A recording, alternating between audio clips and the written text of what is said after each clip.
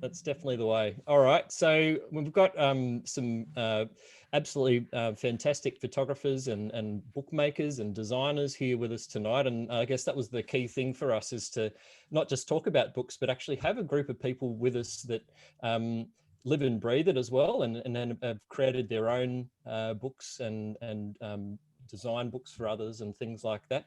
So we've got Scheeren, Tom Putt, Douwe Djikstra, and Ignacio Palacios with us tonight. Hopefully I said all those correctly. I might just start off with Iggy. No reason, I just picked on you, Iggy, but did you want to just give a bit of an intro and explain what you're about and what maybe what books mean to you? Yes, yeah, I love books so much, photography books, and I think it's just so important to browse through the pages of these beautiful books, and produced by photographers that you admire to improve your own photography. And I have so many books in my bookshelf, and I use them as reference material. To find locations for my next photography tour or workshop. And I have to say that it's one of the things that, to collect or to read through all these books and buy books from photographers that I admire is one of the things that has improved my composition, my storytelling, to study all these images again and again, go through the pages I find it so fundamental. Yeah, so it's I love doing books.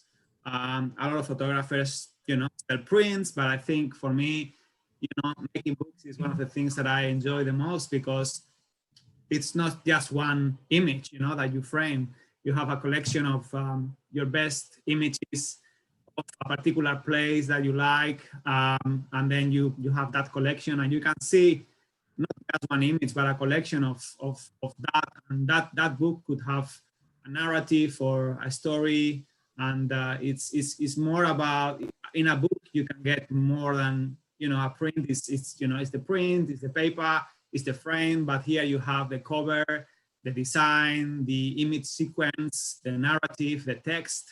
It's also important, and so yeah, it's I love doing books, and and at the moment with this COVID-19 thing, I'm just pushing into it very much, and I'm enjoying a lot, and I'm working, as you know, with Dex and with Paul on a few of these books and ebooks, and yeah, I'm just enjoying very much, because it's something that I wasn't I've been doing this for years, but now it's like when I have the time to push it. So yeah, really enjoying.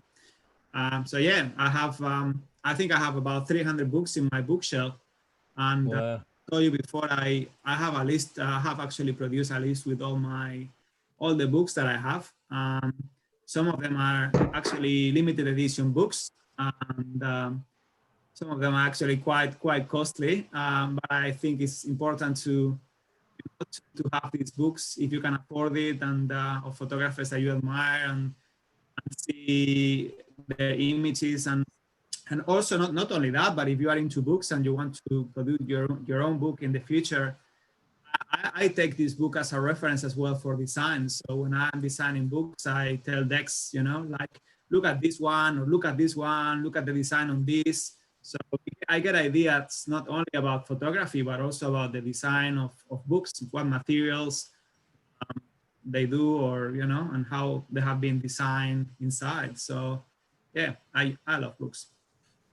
I can share with all of you this list. I'm going to send a newsletter That'd be great. in the next few days. You're going to drop that in the chat, weren't you, as a file?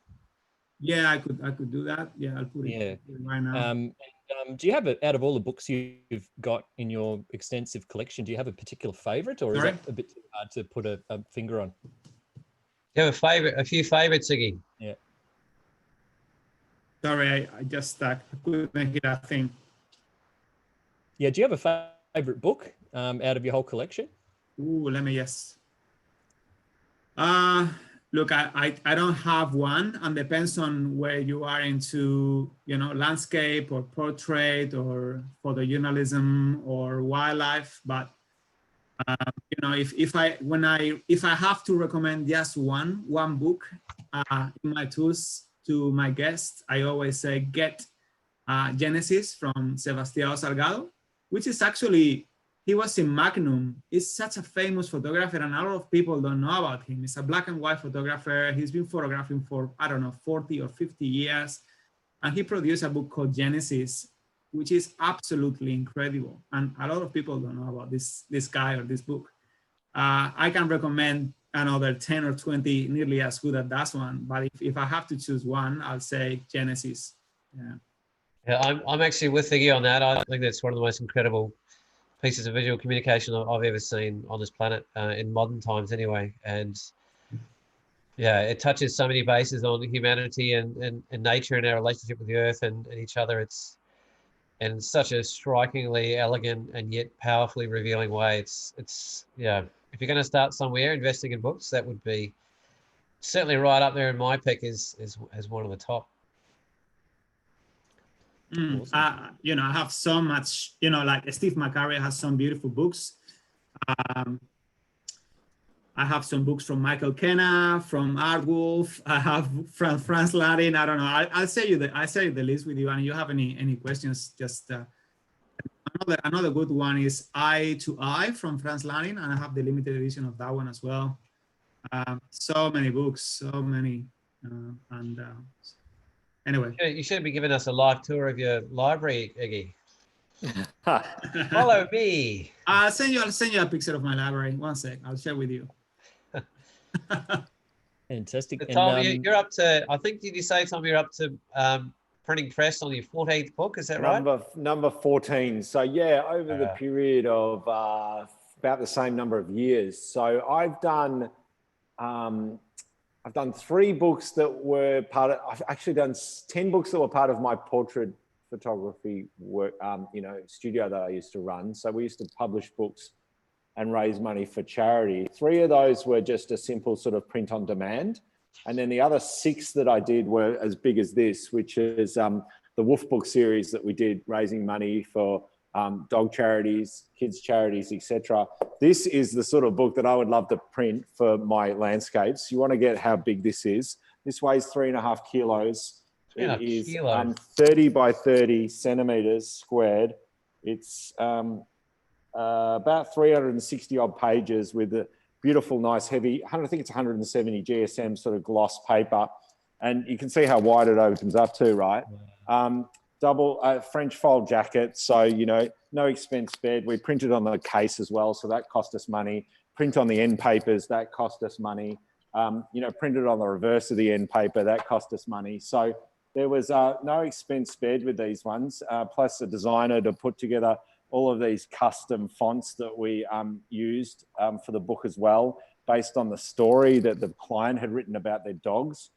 Some really clever stuff here, like this one, the dog's called Lolly. So they did it in sort of like a Lolly's, like candy sort of script. So we used to sell those for about $170 each to our clients, and we'd get 1,000 of those printed over in China with my book printer over there called Everbest, who we still use to this day, who's also used by Ken Duncan, some other wannabe photographer, Peter Lick, etc. So the first one that we did on landscapes were these little small A5 souvenir books, again by Everbest. This is on the Milford Track in New Zealand. We did 3 of these titles. We did Cradle Mountain, Milford Track, and Rootburn Track. Now these, we printed 3,500 copies of these, and they came out to be very economical for us to sell as little souvenirs. And I got a couple of those, Tom. Oh, cheers, man. The most recent one was this one here on the Mornington Peninsula, which is about A4 in size, but landscape format. And this one sold out in less than 12 months. So we're now going to print on my 14th book, which is similar in sort of size as Christian Fletcher's latest West book that you might have seen. So similar in that regard, and yeah, really looking forward to getting that here in the gallery sooner rather than later. So Tom, going outside in the bigger picture of kind of like Ignacio did, what is it about books that you feel are important and the genre, and what do they mean to you sort of personally? I've always loved books. You know, as a kid, I used to have a bookshelf in my bedroom that was full of books like this, of Australian landscapes and what have you. And I would go to bed an hour before I needed to go to sleep and turn the light out. And I would choose, you know, custom choose every night 2 or 3 books that I love. And I would put them on my bed right next to me, and the weight of the books on the bed felt awesome. And then the weight on my lap felt awesome. And I'd prop myself up in bed like an old grandma.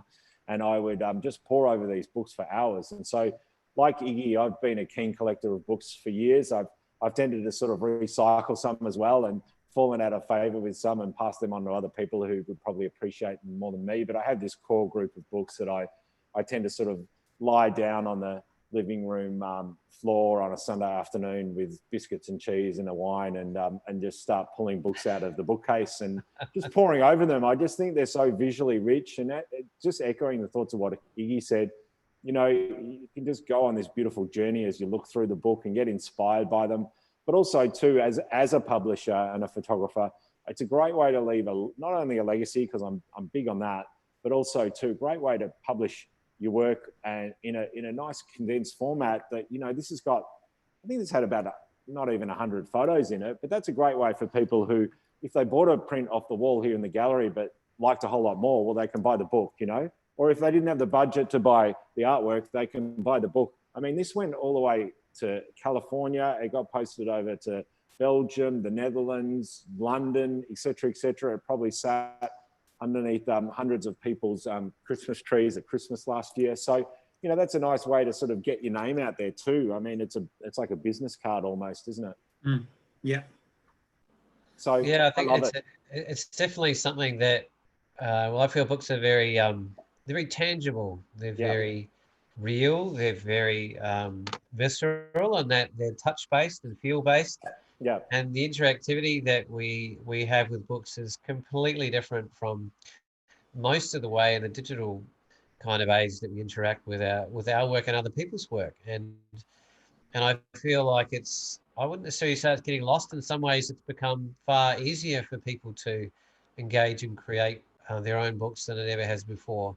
But it also, like, I'm hoping at the end of tonight, people that have sort of been sitting on the fence or kind of thinking about it, and just feel like there's a few too many barriers in the way for them to feel confident enough to give it a go, that maybe that we dissolve some of those and they leave a little bit more educated or inspired or with some avenues to pursue to kind of maybe re-engage with themselves. The other aspect I think is really significant about books is the legacy aspect of it. They're probably the only form outside of print, I mean, prints for singular images, that will stand the test of time and the future-proofing of whatever's facing us. I remember somebody making a joke about, imagine if some asteroid came past that was magnetized and wiped out all the hard drives on the Earth in one go. We'd lose, you know, a generation and a half worth of imagery on this planet just instantly. And that's quite an interesting thought, that most of our images, including mine, exists as 0 and 1s and binary code on servers.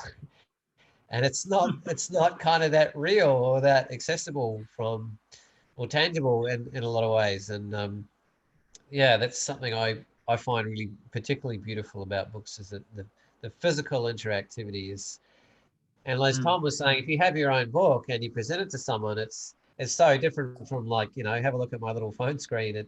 It doesn't even compare, I think, in terms of the experiential qualities of engaging with it. Now, Nick's got a massive collection. In fact, I went and ran my eye over it very lavishly just last week, actually. And there's a lot of people that are aware of Nick's book collection, but I'd love for you to talk about it, Nick, and maybe why you spent so much time collecting it and what it's meant to you and where you sit with it all. Yeah, thanks, mate. My book collection's very different to Ignacio's, for example, and probably everyone else's, because it's almost completely on Tasmania, which will come as no surprise to people that have been following along for weeks. Yeah.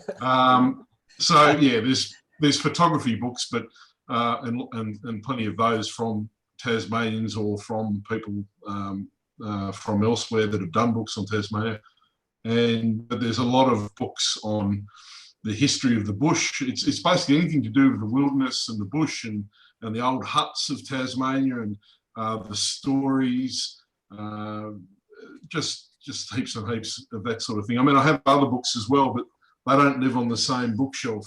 I've got a different bookshelf for the other books, and I've got some beautiful photography books on that as well. But they're my pride and joy is definitely the Tasmanian bookshelf, and I just it really just sums up everything that I personally love, and I've collected it all based on Tasmania because it's what it's just what I love, and there's nothing better than pulling a book out and flicking through the pages every now and again, even if it's not reading much, but just looking at the photos, reminiscing on some of the stories and the history, and just there's nothing beats the feel of a book.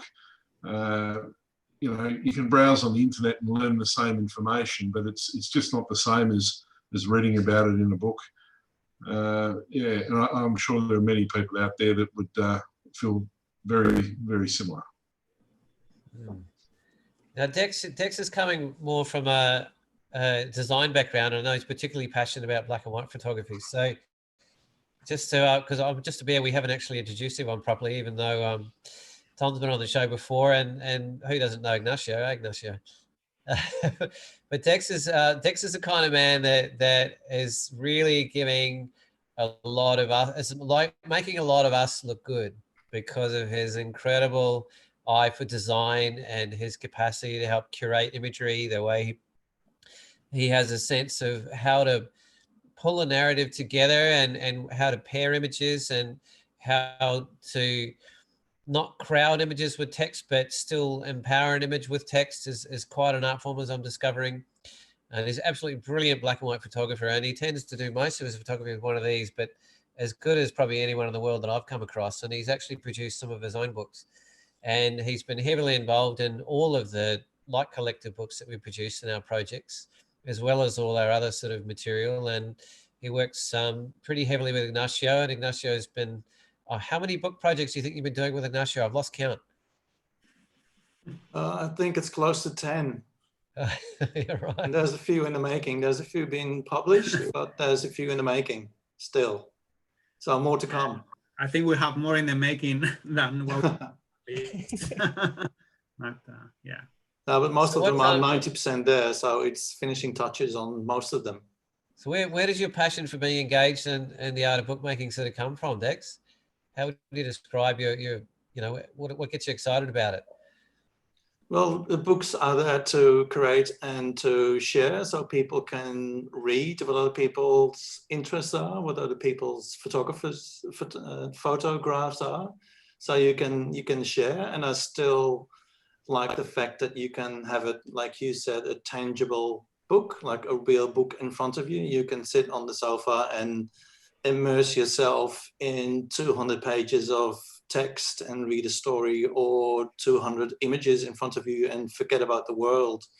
And that tangible effect also is like nowadays I'm old school. I want to buy a newspaper and feel the paper and flick the page over and read the paper. And I don't want to read the news or read a book on my computer or on my mobile phone screen. So I like the fact that you can have a book and you can actually touch it and flick through the pages and immerse yourself in it and forget about the news and be transported to another world. And basically just whatever you're interested in, there's a book about it. So it's great that they're still around, and I hope they're still around for 100 more years rather than everything on the internet. And it's good to have books in front of you and be able to read and hold in the old-fashioned way. I think, Dex, you hit the money on something that's so important and relevant across this whole aspect of bookmaking is the why, and that is it has the capacity to transport you and to take you into a place, or take you into a realm, or take you into a story, or take you through a journey. And singular images really can't do that, or even in some ways, you know, books have the capacity to collate material together, even more than exhibitions, which are normally limited in number. You can move into the hundreds, and you can really cover a lot of ground and really sink into the depth of a place or an experience or a culture or a purpose that you really want to engage people in. And I don't know if there's many other mediums, at least visually, that do it as well as books. And I guess to me, what gets me a little bit excited is the purposefulness behind it, you know, the motivation behind it, the message behind it. And, you know, like we've worked with Dex a lot on the Light Collective, and I think one of the books I'm personally most proud to be involved in is this one, Speaking of Purpose. And this book is really essentially asking questions about global warming.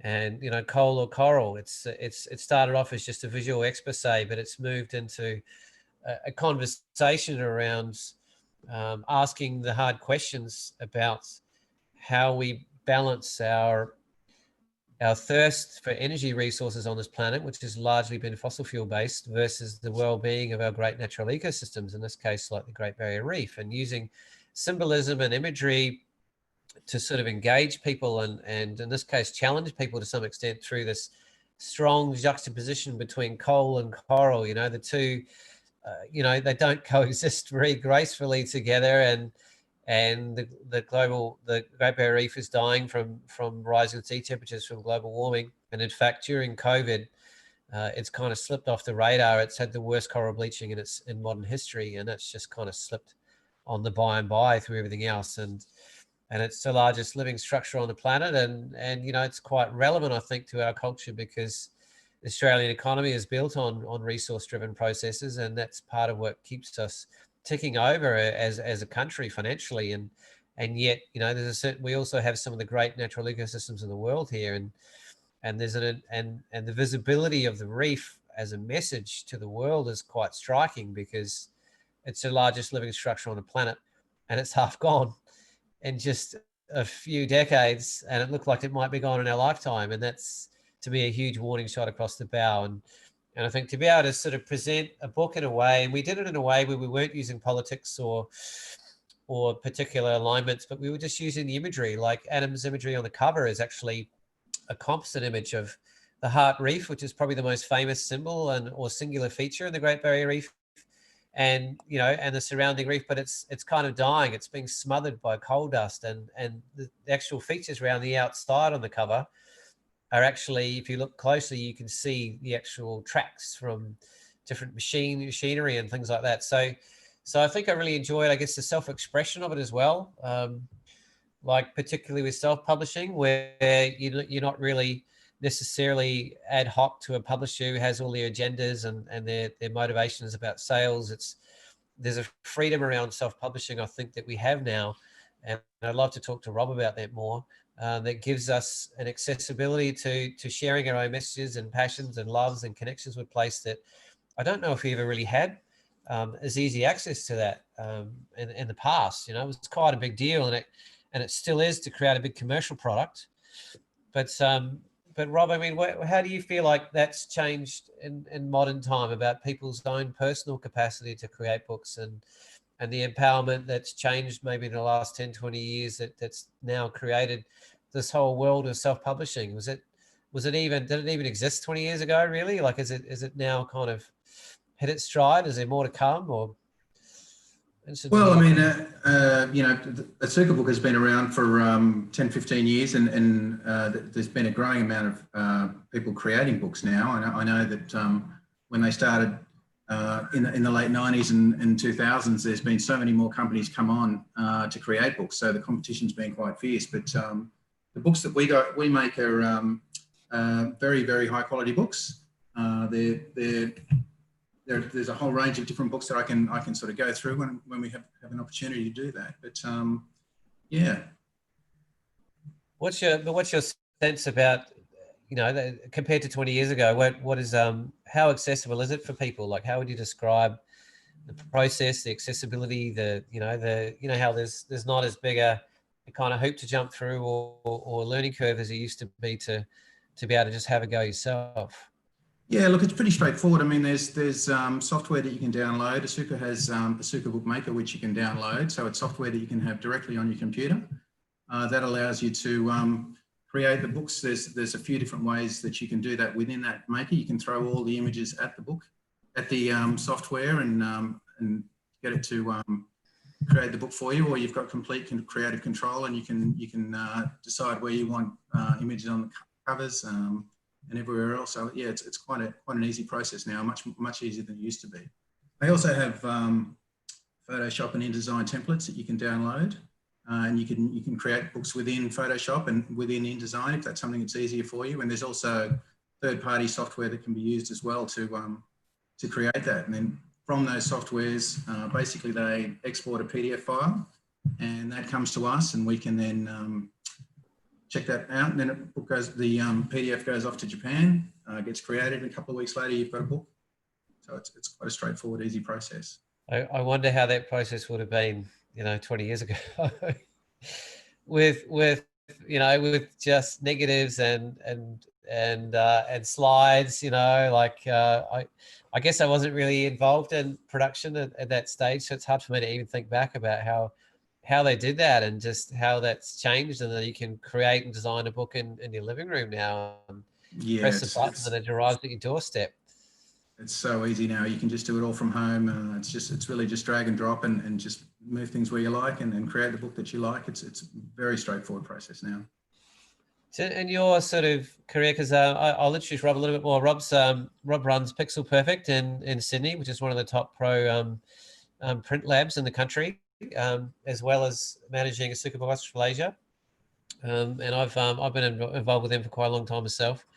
And this is actually the first book I ever created, and this was done through the wee hours of the morning with my good friend Adam Williams for Asuka, actually for a demonstration at a show, and I really had to I sort of cut my teeth on a very simple design where I just wanted almost like a plate-like sort of book. And what I love about this particular one is the case is sort of as much of a feature as the book itself. Rather than just a dust jacket, actually the caliber of the cover is as good as the cover of the book itself, which I think is a bit uncommon. And they have a certain sort of clay content on it, which is actually really pretty sexy to run your hands over. And I've yet to come across that kind of feel in any other sort of book, Rob. But I think just to sort of give people a sense of, simple can be good. Actually, I might play a video after this. Is I really just stuck to an absolutely sort of basic sort of template of just pairing, 20 images page to page that just kind of had the capacity to really sit comfortably with each other. Because it's so weird doing this. Woo! Look at my eyes. Woo!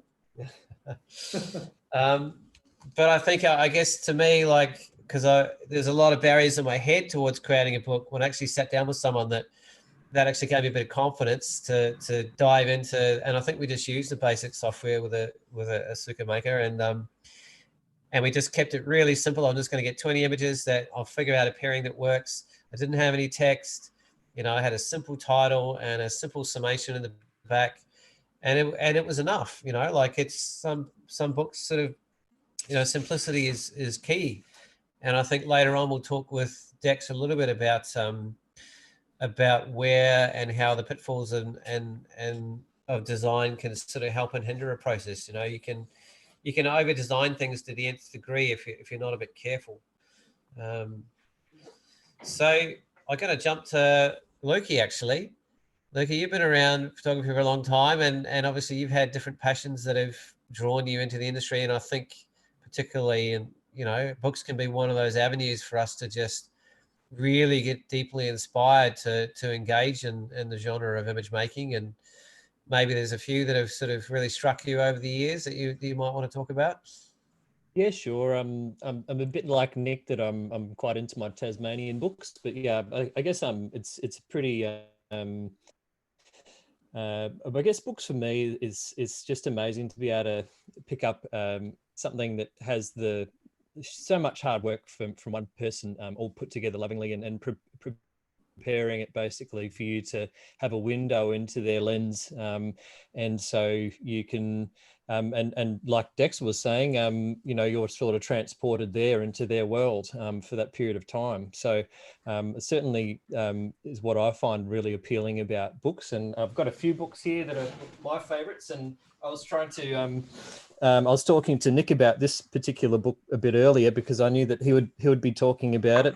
My copy has a bit of a struggle with the dust jacket sometimes, but it's a book by Peter Dombrovskis, which is his collection. So it's probably my favorite book that I've got. And it's basically was released after he passed away.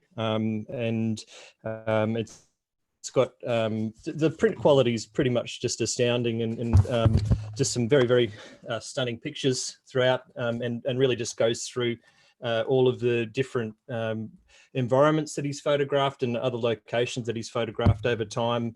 But just the way it's presented, and it's a bit like Paul was saying too. It's mainly just pictures. I can't really see it. Look, you maybe turn it around. Yeah, I know. It's a bit more of a challenge to do this than I thought. Where did you get? Where did you get that one, Luke? Where did you buy it? Where did you buy it? When did I buy it? I got it. I've had it for a few years. They're not very cheap. So it comes with this dust cover as well. So it goes inside, obviously, and that's you know, to buy one of these now, I think you're looking at least $1,000. Yeah, $427.50. I just saw one secondhand. Oh, really? Secondhand one, maybe. Yeah. Yeah. It depends where you look and what the quality of them are, but they are hard to find. I didn't get it as a collector's item so much. In fact, I was actually kind of looking for one that might have been a bit cheaper and a bit ratty, so I could just not feel so precious. I actually keep this one in my dry cabinet because I don't want it to get any mold damage or anything like that. But yeah, there's, you know, that's definitely. I'm not going to try to put that together now, but I've got quite recently is actually also a really nice one by Audrey Epson. And I went to his gallery while I was over there in New Zealand last year, actually earlier this year, and he signed this one for me, and I had a really good chat about books and what books mean to him. And if those that don't know about Audrey Epson, I really do suggest you look at his body of work. It's quite incredible. And he told me that this is actually his best-selling book, and it was actually the first book that he's ever released. And you know, he's just got some pretty astounding sort of aerial photography. And you know, very awkward doing this, but yeah, you can pretty much lose yourself in this book, and the quality of the images. Thinking that, you know, it's the equipment that he was taking it with is vastly, I guess you could say, inferior to what we're using these days. So there are a couple examples of the kind of books that I really enjoy looking at. That's a great book, Luke. I agree. It's one of the first New Zealand books that I picked up. And what I've noticed about that book, as well as Peter's book, is how simple they are in the design. Yeah. And Dex would probably like to speak to this, and maybe Rob as well, is the fact that for everyone watching tonight who might get inspired to want to actually, there it is there, to might actually want to print their own book, whether it be a one-off or whether it be a commercial production that they want to make money from, is that you don't have to go all out with the design. I actually find the design of the books that I've done, other than the Wolf books were just a nightmare, but the design of the books that I've done has been probably the easiest part of the whole production. You know, the most enjoyable part is the photography. The design is just about creating, you know, a few templates, or if you're using a Asukabook, using their templates, of course, and then just dropping and dragging the photos into the design, and then getting the page order right, and, you know, making sure things match. But like with those books you showed there, Luke, they're pretty simple in the way they present the images, because they don't need to be too fancy, because they are very much about the photography, and therefore it's about just presenting that in a simple manner so that the photography speaks for itself. Wouldn't you agree? Absolutely. That's a really key point. I think, you know, you don't really want to have gone to all the effort of creating these beautiful pictures and then put all this text and whiz-bang graphics and everything else that's just going to distract people from them. So I think, yeah, it's very easy to overthink things. I'm currently designing a website, and it's sort of a similar concept, I guess, where you don't want to have so much going on that your photos aren't actually the main thing, because that's what people are really coming to look at. So it's interesting that people can get carried away. There's just one more that I really like, and it's probably talking more about the topic of more projects. And I absolutely love this book by Rob Blakers, who was one of our guests a bit earlier. It's on Freycinet. And what I liked about it was that he's actually picked a region and really worked on it very hard. He's got some pictures here that I've never seen anyone else ever take. And so he's really got, it's a beauty, isn't it? Such a great cover. If I was at home, I'd be able to drag mine up as well. Rob told me to give up my day job. Not that I ever had one. What I love about that book is that the photography is outstanding, but also too, the design's brilliant too. It's very classy in the graphic design, the fonts used, etc., etc. It's a brilliant book for those who perhaps haven't got it. Make sure you buy it off his website. I'm just putting it in the chat. Yeah, I mean, it's a stunning bit. I actually just realized when Luke showed that up that the first photography book I probably ever saw was on Audrey Epson. He's been shooting for goodness knows how long, 40, 50 years. And he's an absolute icon in New Zealand in particular. And he lives in the west coast of the South Island, New Zealand, and he's actually still running tours and producing. He's actually relocating now to near Christchurch. Oh, is he? Wow, that's a big change. Okarito's, if you haven't been there, that's a little secret little magic haven on the west coast of the South Island that I recommend to anyone. I think, I actually didn't realize this, and this is quite interesting, Tom. I bought this, I don't know, maybe 15 years ago or something. Right. And I had no idea, like even retrospectively, that it had any influence on me consciously, but most of the book is aerial, and it's incredible. Yeah. And it's one of the most, and as you know, Tom, I get so into abstracts and different kind of aspects of aerial photography, and it must have been like had almost this like unconscious influence on me, because nowadays I'm oh, this is terrible, isn't it?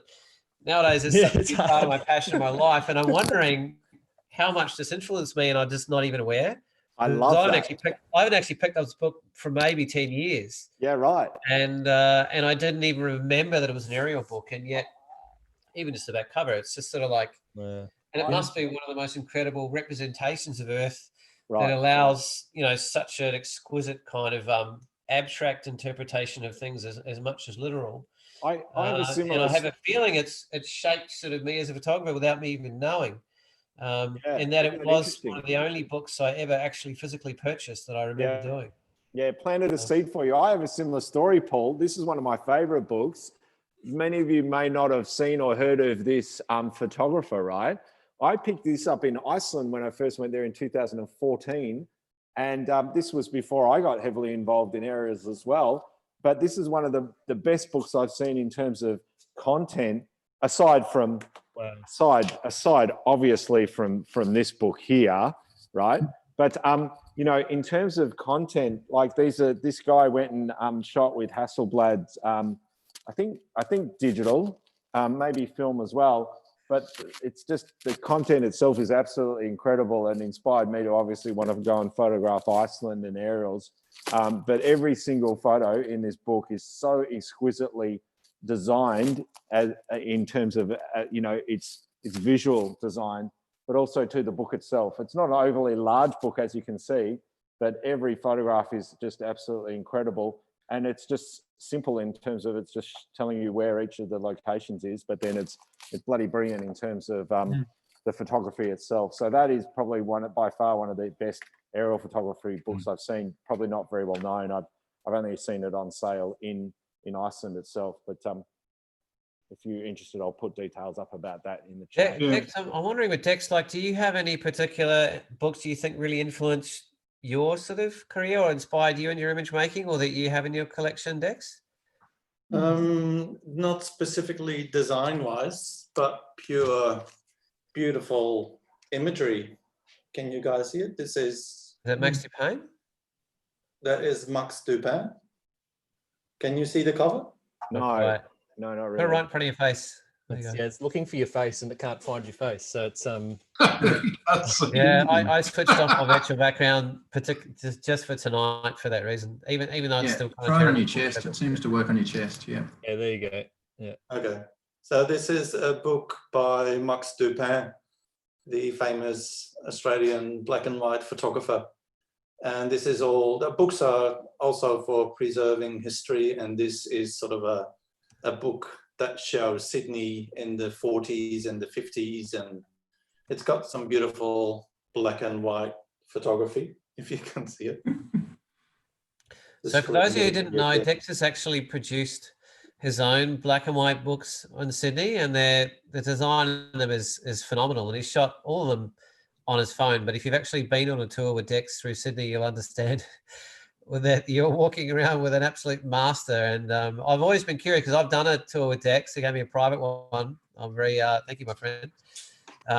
And I kind of wondered, that's quite interesting to now get the sense that you might have had an echo of maybe some of the visions that you had from then to now, you know, like that there's a legacy almost that you might have even been continuing through a book like that into the way that you've engaged with Sydney and its people. Yeah, I think it's basically my personal photo album. So I've been roaming the streets of Sydney, taking photos with my iPhone in black and white for the last 7 years. And I wanted to document my city, my new hometown. I'm originally from Holland and I came to Australia in 2001. So it's my new home, it's my new hometown. And I love exploring my new city and I love photography. So I love documenting where I go and what I see. So that is sort of, it's become sort of a document now that I've sort of stopped taking photos. I've taken stock because we are in this sort of self-isolating period. We were for the last 2 months. So I've taken stock and I'm producing this book, and it's basically Sydney from 2015 to 2020. So maybe in 100 years, people will look at my book like I now look at Max Dupin's book and look at it and see that's people with their stupid iPhones walking on the, what's that all about? That's so old fashioned. So it's sort of a time capsule that I've created with my book. And I think books are great for preserving history and documenting what was once there. Yeah, so it's been a great project. That's an interesting point. I was thinking, like, if I'm curious now if we go back a little bit, Peter, because to me there's a very personal drive and passion about Dex's project, and I'm wondering for all the rest of us, you know, what is the driving force behind the ideas or what we're trying to express that has all drawn us, you know, potentially in our own way to creating books. Like Iggy's sort of got more drive than anybody I've come across on this planet for producing books. And I'm wondering, Iggy, if you want to talk a little bit about what's the spark, where do the ideas come from? You know, how do you decide to fine tune, you know, a place or an idea and transform it into a book? And I guess maybe, yeah, where the spark comes from and what gets you excited? Where do you get your ideas from? I don't know. They just, you know, like once you have enough images from a particular place that you love, you know, like for example, the last two limited edition books that I have created were about Patagonia and the high deserts of South America. You know, I've been there many times, and it's like I think Tom was saying about legacy. You know, I don't, you know, if something happens to me, I want those pictures to be seen. You know, they are my favorite images from the area, you know, and I want to share those images with everyone. I don't want, and like you said, you know, I don't want them to be in my hard drives or in my computer forever. I want them to be seen. I want to print them. And sometimes just by doing an exhibition, you don't get that, you know, but if you print a book, that book and those images might be seen by, you know, by more people around the world. So, you know, so it's beautiful locations, places where I've been many times and I feel connected to, like Patagonia or the high deserts of South America. I'm doing another one about the whole continent of South America, because I've been to Brazil and I've been to Ecuador and other places in South America, Iceland and Scandinavia. I'm doing another one, but only Scandinavia in winter, that I've been working for a while. So there is just plenty of locations and books that I'm working on. And sometimes I don't have enough subjects, or I need to fill the gaps of that particular book. So I need to do some trips to that particular location to fill those little gaps. So these books, you start doing them, but it might take 10 years or 15 years and finish them. So, you know, I've been going to Patagonia for the last 7 years, and I just finished the book now, and I did it because I had the time. But at some point also you have to say, that's it. You know, I can't be working on something for 25 years or 50 years, because you can never make it perfect. You know, at some point you're gonna have to say, that's it, I have to print it, you know. And that's the problem sometimes, you know. It's like, you know, Patagonia, I'm going to go probably next year or in 2 years. The high deserts, I have another 2 tours in 2021, 2022. So I have another 4 trips, but I wanted to get this book done, you know, because otherwise it just goes forever. This is books about these locations, but then I have the project that I'm doing with you as well. You know, I just, that one was a purely educational thing about an idea that I had a couple of years ago that I could never finalize. So you have helped me a lot with this ebook and Dex as well. So I'm really, really happy. Yeah, so if people don't know what it is, Iggy, again, this might be an interesting segue into talking about collaboration and working with people that are more expert in certain areas than yourself, you know, particularly when you're at Iggy's sort of level, when, you know, your imagery is at the level that it speaks for itself, that you want the design and the production to match that kind of level. So Iggy's built a relationship with Dex over many years of building things together, and the Light Collective has also worked with Dex for at least 5 years now, in terms of leaning on someone else's expertise, in terms of, particularly if you're going to move into a more production-based realm or a commercial-based production of books. There's a lot to be said about leaning on people that have had experience, and Dex and Dex, we've kind of all grown together through the process, and we've all learnt from each other through the process. And I think Iggy approached me sort of late last year about transforming, you know, leaning on sort of my skills as a writer and as a photographic judge to lean into his body of some of the most highly awarded images in his career, in terms of breaking down those images into their building blocks and helping to engage and educate and inspire people to realize what some of the more consistent aspects are in the really highly awarded imagery that's sort of present in the world at the moment, or any image really. You know, the elements of composition, contrast, lighting, narrative, storytelling, you know, and some of the techniques used in the specific images, and to make a really educational body of work. And quite different from what we've sort of shown everyone so far tonight, which is really purely imagery-based work. It's much more sort of text-based.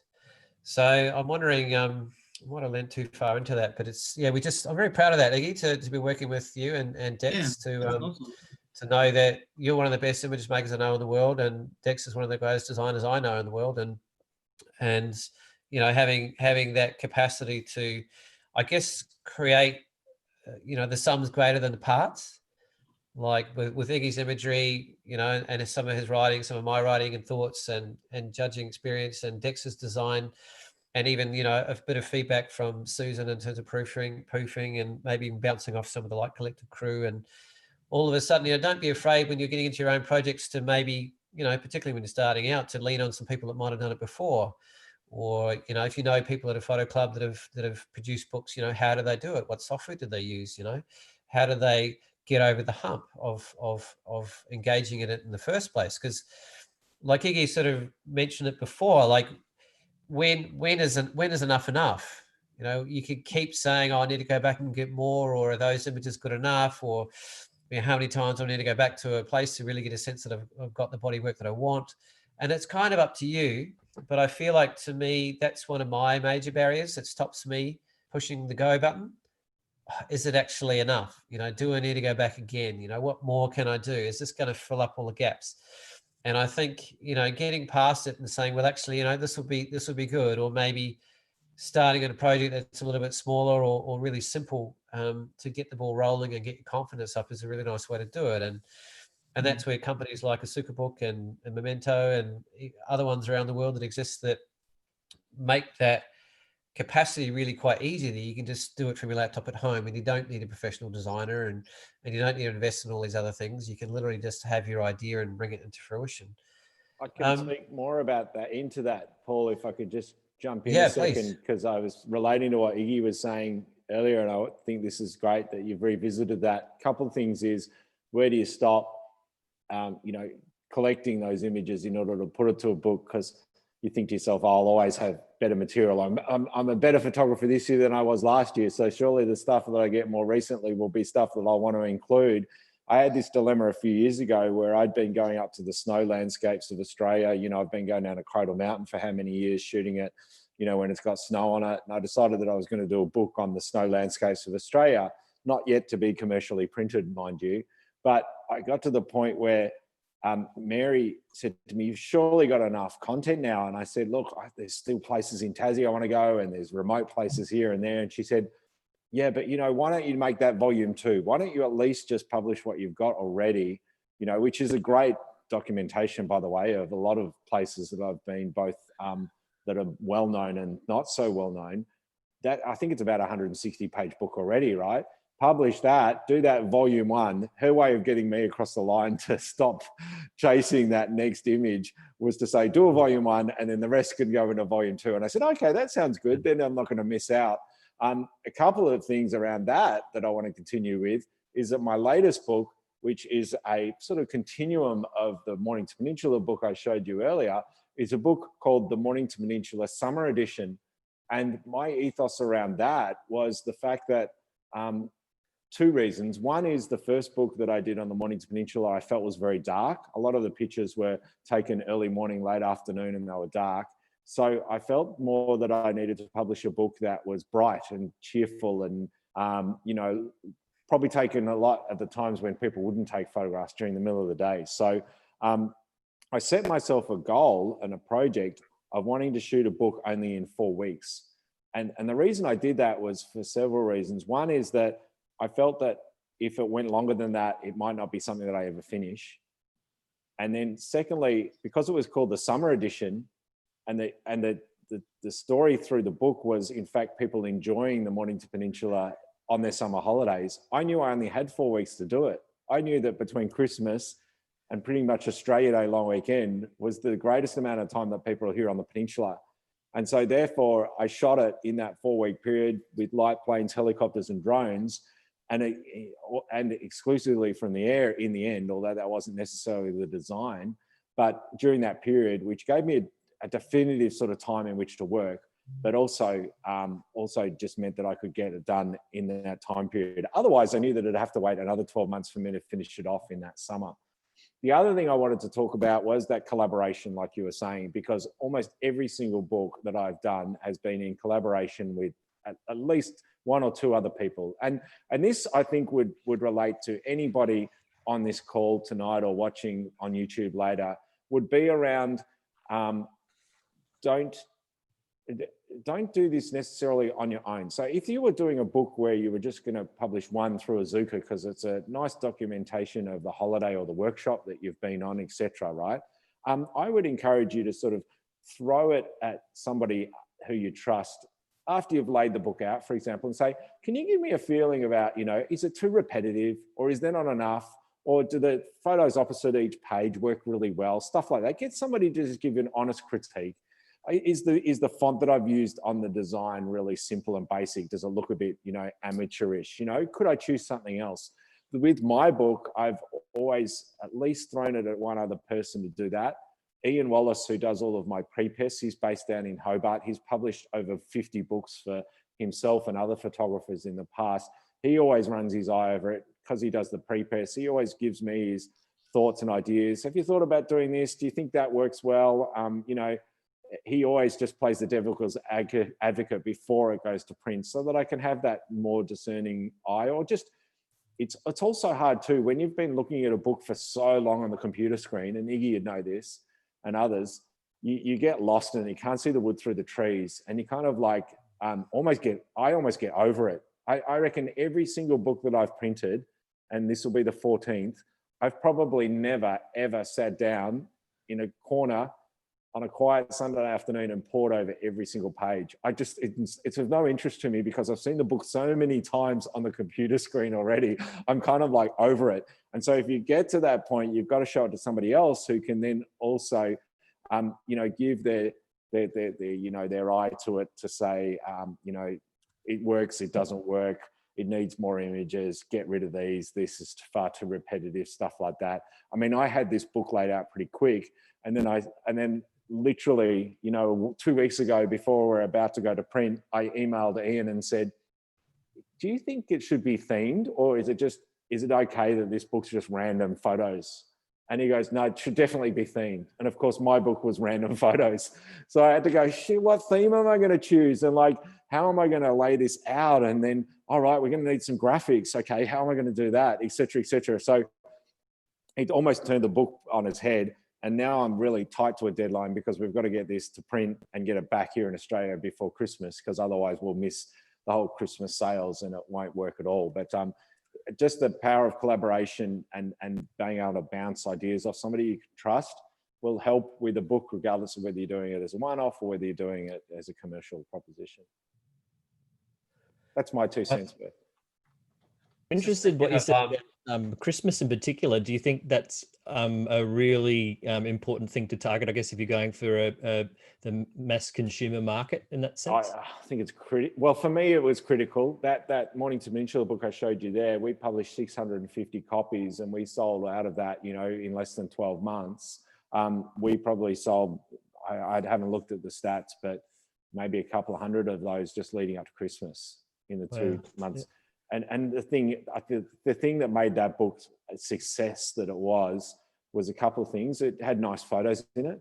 It was a good size for people to gift to somebody else. It's Mornington Peninsula based, so it's very specific. People are very patriotic down here on the Mornington Peninsula. They love the Mornington Peninsula. That's why they live here. That's why they bring their friends and family here, you know, from overseas, etc. So they love showing the Mornington Peninsula off. But then also too, the price point was very much considered in a sense that it was just $50. So people have $50 in their pocket, or they don't, the price point wasn't a factor that would stop them from buying it. They're just like, oh, $50, great. You know, they're holding in their hand, they can feel the quality. They understand that that's a $50 product, and therefore they're happy to hand that money over. Now for the next book, what we're doing, the summer edition, as I said, it's a larger book. It's got embossing on the cover. We're going to print on the end pages. It's probably more like a $75 book, but we're going to go and print a couple of thousand copies, which is going to bring the unit cost down, which means that we can still keep it at a $50 price point. And that was Ian was the advocate behind that. He said, dude, if you're going to go for a bigger book, make sure you can still keep it at that $50 price point for my market, because then again, we'll probably get repeat customers who have bought the first book who then also want to buy the second book. And if it's at the same price, they're not going to think twice about it.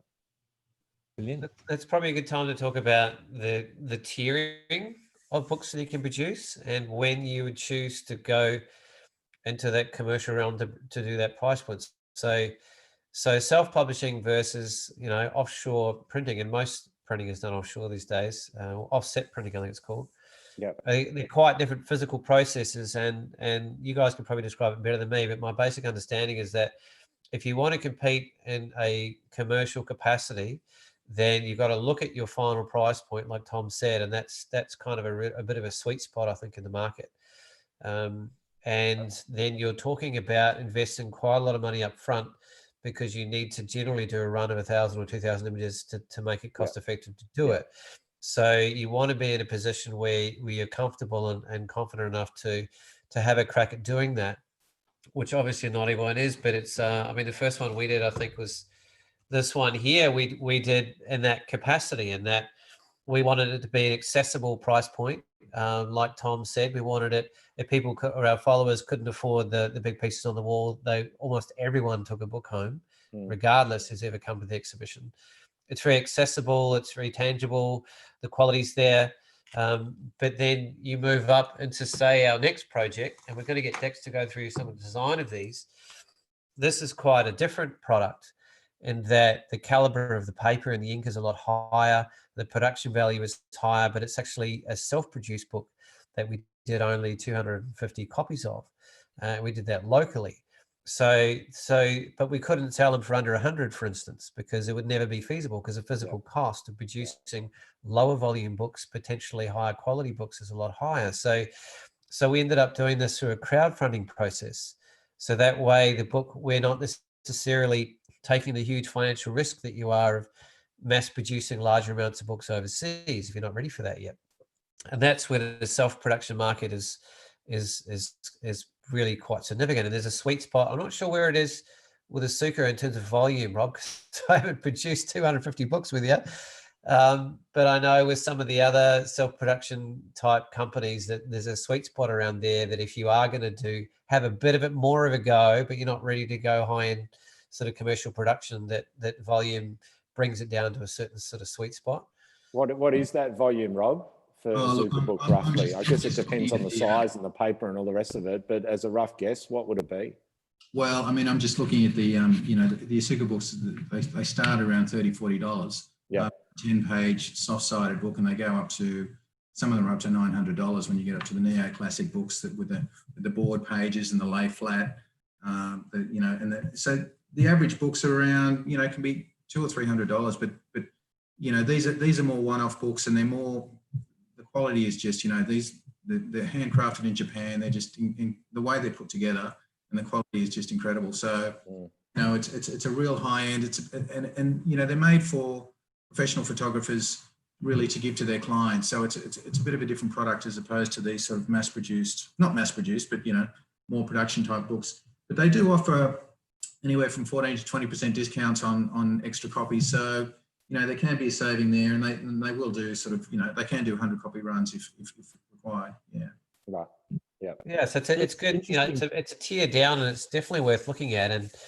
And if you do, particularly with the Light Collective, part of the beauty, and again leaning back on collaboration, is that we're spreading that across 5 people, so it's not as big a risk. And also, we're working with people that we trust to create a really high-end product. And by having, say, crowdfunding sort of campaign like this, it's kind of like you actually know the books are sold before you produce them. Yeah. So you need to say to people, hey, if you choose to spend the $100 on the campaign, then you'll get this book, but it'll take 4 weeks to deliver it to you. So, and it doesn't go ahead until the campaign is successful at reaching the target. So it's actually quite an accessible way to maybe approach that kind of next tier down. And I think that worked pretty well. And, we made this a little bit more causal orientated in that we donated 10% of all the profits towards, towards the conservation of the reef, for instance. So if you're going to do a project where you're going to get people to fund it in that sort of way, it helps if you've got a little bit more of a causality kind of link, rather than just like, hey, I want you to fund my book. What were you? And I think in the spirit of collaboration, this one is one I'm really proud to be a part of. Not so many people would know about this. It's actually between myself, Matt Newton, and Rob Blakers in terms of the imagery. But the Bob Brown Foundation was behind the idea of it, and it's actually an expose of the relationship of the living Indigenous culture of Tasmanian people and their relationship with the Tarkine. Because that's a big area of contention in Tasmania, and there's a lot of issue around it being destroyed and a lot of the cultural heritage disappearing. And in terms of one, having a book with purpose, and 2, secondly, collaborating with people to create something far beyond what you ever could have done on your own. This actually book was really produced really quite quickly with the caliber of work from the 3 of us visually, and with Matt's sort of, oh, here we go. This is one of my favorite places in the world. Woo-hoo! I'll get you out there one day, Iggy. You'll be standing there. Beautiful. The Light Collective is actually our next project. Our book project, which I do, is actually on this area, actually, and the Tarkine. We're pretty excited about that. But it's it actually interviews a lot of some of the key sort of figures in the Tasmanian Indigenous community, and it's really delves deeply into their relationship with the living landscape. And what's quite amazing about the Tasmanian Aboriginal people is that, and historically, if you ask people in other parts of the world, they don't believe they even exist. Oh, didn't they die out in the 1800s? It's like, I mean, we actually went to some places around the world where they actually didn't believe there was a Tasmanian Aboriginal culture living. You know, it was quite amazing. So again, I'm a little bit excited about that because one, I think it has a very, very deep purpose, and two, you know, the power of collaborating and coming together with people is amazing what you can accomplish. And maybe that's a way that if you're not quite ready to stick your neck out, as it were, on your own, maybe you can get together with a few of you. If you consistently go into a certain place, or you all shoot the coastlines in Sydney, or you all love rock pools, or, you know, whatever it is that kind of is a thread between you, that maybe collectively you can pull a body of work so you feel like the standard's high enough across the board off all of them that you can produce the kind of content and the holistic kind of caliber you want from start to finish in a book that's worth producing, if that makes sense. I think you've hit it. Sorry, go on. You go. That's actually another one that Nick was a big part of this as well. I don't know how many have you got on there, Nick? You got a few, I think. Oh, You've got the front cover. I got the front cover. I got the back cover. Nick's got the back cover. But again, you know, this was the idea behind this book. Is the Tarkon is an area that is pretty remote, and not many people understand much about it, or how, most importantly, how to access it, because it is a very, very remote place, and you don't just drive around your car and away you go. There are some areas now where you can, but the idea behind this, the purpose of this, was to empower people to know where the tracks were and where the trails you can try, and the different kind of significant sort of areas and places that were accessible. And if you wanted to go in there and walk, you could, and with maps and different sort of features. So it's very purposeful, and that all of a sudden this area that people just don't know much about and have no idea how to access, isn't that just a wild area up there? I got no idea. It's then giving people the tools to then engage with the country and feel like they can be more confident about going to some of these places without getting lost or feeling sort of overwhelmed by how wild it is, and then build their relationship with that place strongly enough that they then might be part of the kind of movement that there is to stand up to help protect it and conserve it.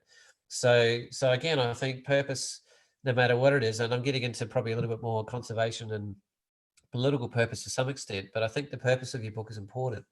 You know, is it or it's clear that yeah, I mean, you have to, what I can see from all these books that you're showing and what we have been talking today, is that you have to do a book that you feel passionate about, because if you're passionate about that book, people can feel your passion. And if you are helping nature or you know, then people can feel that, and it's just going to help selling it, and, you know, and getting the message out there, which is the main thing sometimes. So I think one thing that I wanted to sort of backtrack on, guys, I don't want it to go unsaid tonight, is that if you're looking to publish a book commercially, I think it's critical that you look at the audience who would be interested in purchasing that book in the first place, because you don't want to go and print 1,000 copies of a book and have 999 of them sitting in your garage because you haven't thought about who's going to buy the book in the first place. So I think it's important to think about who would buy this book, what price would they potentially buy it at, but then also I think more critical than that is, how am I going to get this book to that market?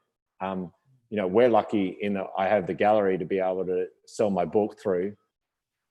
A lot of people don't have that luxury, and they might need to go down the path of obviously approaching bookshops or a book distributor, which is a very difficult process because, of course, bookshops are drying up left, right and center, and can only hold a certain number of titles. And it'd have to be a pretty special book in order to find its place on a bookshelf or in a bookshop. So make sure you do your homework there. I just wanted to make sure I just put that. Yeah, Iggy, do you want to talk a bit more about that? Like, you've been involved in book distribution probably. Look, the first book that the first two books that I did were Karijini, Red Hot West Karijini, about Karijini National Park.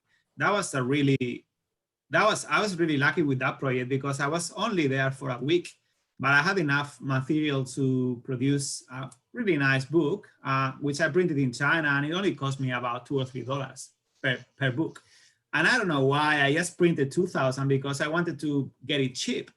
but I hadn't really thought about my market, you know, but I was really lucky to, you know, to have a connection in one of the hotels there in Carigini, and they actually bought more than 1,000 books from me at a really, you know, really cheap price. But, you know, I got rid of nearly half of them just by selling to them directly.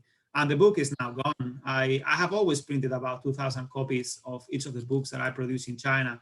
So that was a book that I did very cheaply, that sold pretty quick to just pretty much one place, one hotel.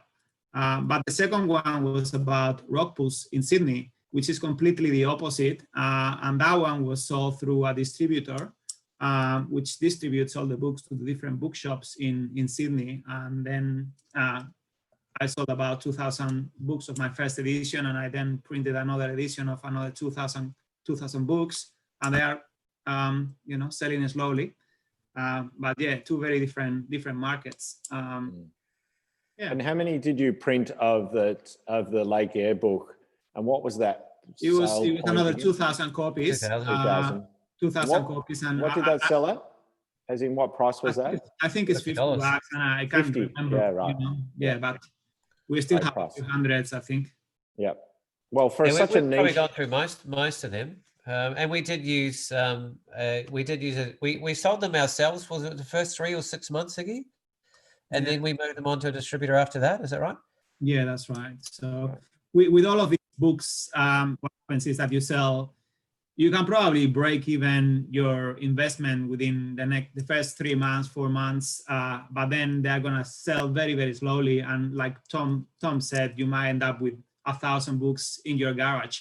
You have probably made your return, but you are going to end up with a lot of books in your garage, which are gonna sell very, very quickly. Sorry, very slowly. So yeah, that's another thing too. Yeah, so that's partly why we changed tack, wasn't it, Iggy? That we did a crowdfunding campaign for the next one, where we weren't making we weren't going for high volume. I think part of the reason is because this isn't necessarily the kind of subject matter that everybody thinks is pretty or wants to engage with. You know, it's a little bit more conservation and politically charged. So we didn't know if it was going to fit in a very obvious, you know, Christmas sock market, Tom, if you know what I mean. Paul, the message, that book was also about the message. And it's true that we got, you know, money from people supporting our project before we printed the book. But, you know, the book has been sold to 200, 250 people. So perhaps the message hasn't come across as if we had, you know, I'm not saying that, but if we have printed in China, maybe 2,000 copies, and instead of selling it for $100, we could have sold it for 50. Maybe we would have sold 1,000, and, you know, a lot more people could have had this book at home. But yeah, it was just a different tact we took. We couldn't have done either, but we tried something a bit different. And what I like about the crowdfunding campaign approach is that we knew that whoever bought the book was personally very invested in the purpose of it. Yeah. And that felt really nice to know that each place it was going, that everybody who actually bought the book, their name was actually in the book, in the back of the book. They're all part of the book. Yeah. So it felt like we're all doing this kind of together. And so that then created an inspiration, perhaps, you have that on your table, and anybody that comes to visit, all of a sudden there's a conversation to be had about a very, very important issue in the world. So that was kind of our intention behind the book. Whereas the Karitanda Lake Air book is a very incredibly beautiful, poetic, artistic sort of interpretation of a landscape, but it didn't have the same, I guess, power of message maybe that the second one did. Yeah. So we had a lot of commercial appeal, I think, with the Lake Air work, both through the exhibition and the photography as well as the book. And one of the ways that we have approached our subjects, and it seems to work quite well because each feeds on the other, is each project we do a book and an exhibition and a mini film documentary. So we have 3 different levels of sort of content that can all sort of bounce off and almost like self-promote the other. And I think that's potentially another way to think about how to support a project that you're doing. Are there other mediums that you can kind of support it with? I mean, like Rob, like I created and Rob's particularly good at this as he's a videographer, and I know Iggy takes videographers along a lot of his sort of projects and things that he can gather material. I know Tom does a lot drone work around the kind of different things he does, and so the storytelling behind things, I think, is another sort of aspect to really consider. Like I have a rep with One Fine Print, and every image that gets sold, there's a one-page story on the back about how it got created, and according to her, like that's what sells an image. So maybe, you know, thinking about what sells your book, what's the grab, what's the key point, what's the take home, you know, what's the ultimate kind of message, and as Tom said really clearly, what is the actual target? Who are the kind of people you're trying to reach to? And then if you want to get into that commercial realm, you start thinking about the price points as well. So there's a bit to juggle. To have that in mind, and making sure that if you're going to go to all that effort, that, you know, that you're not going to really well and turn into a nightmare, and having to try and work out what you're going to do with all this stock that you've got. That would be not fun, but yeah, so that's a very good points there. I know that also Dex has quite a few slides that he's prepared to, that he's prepared for tonight, just talking a bit about his all of the book projects that he's worked on, and they're really quite fascinating just to see his mindset and how he works through his process of designing them. So we might hand over to Dex if you're okay to do that, mate, and just show us through some of that stuff that you had there. Yeah, so is it okay for me to share my screen now? Yes, please. Yeah. I've been looking forward to this. It's a great segue, because as you were talking about, Luke, with having, you know, your garage full of books, I've seen books live and die by the graphic design as well.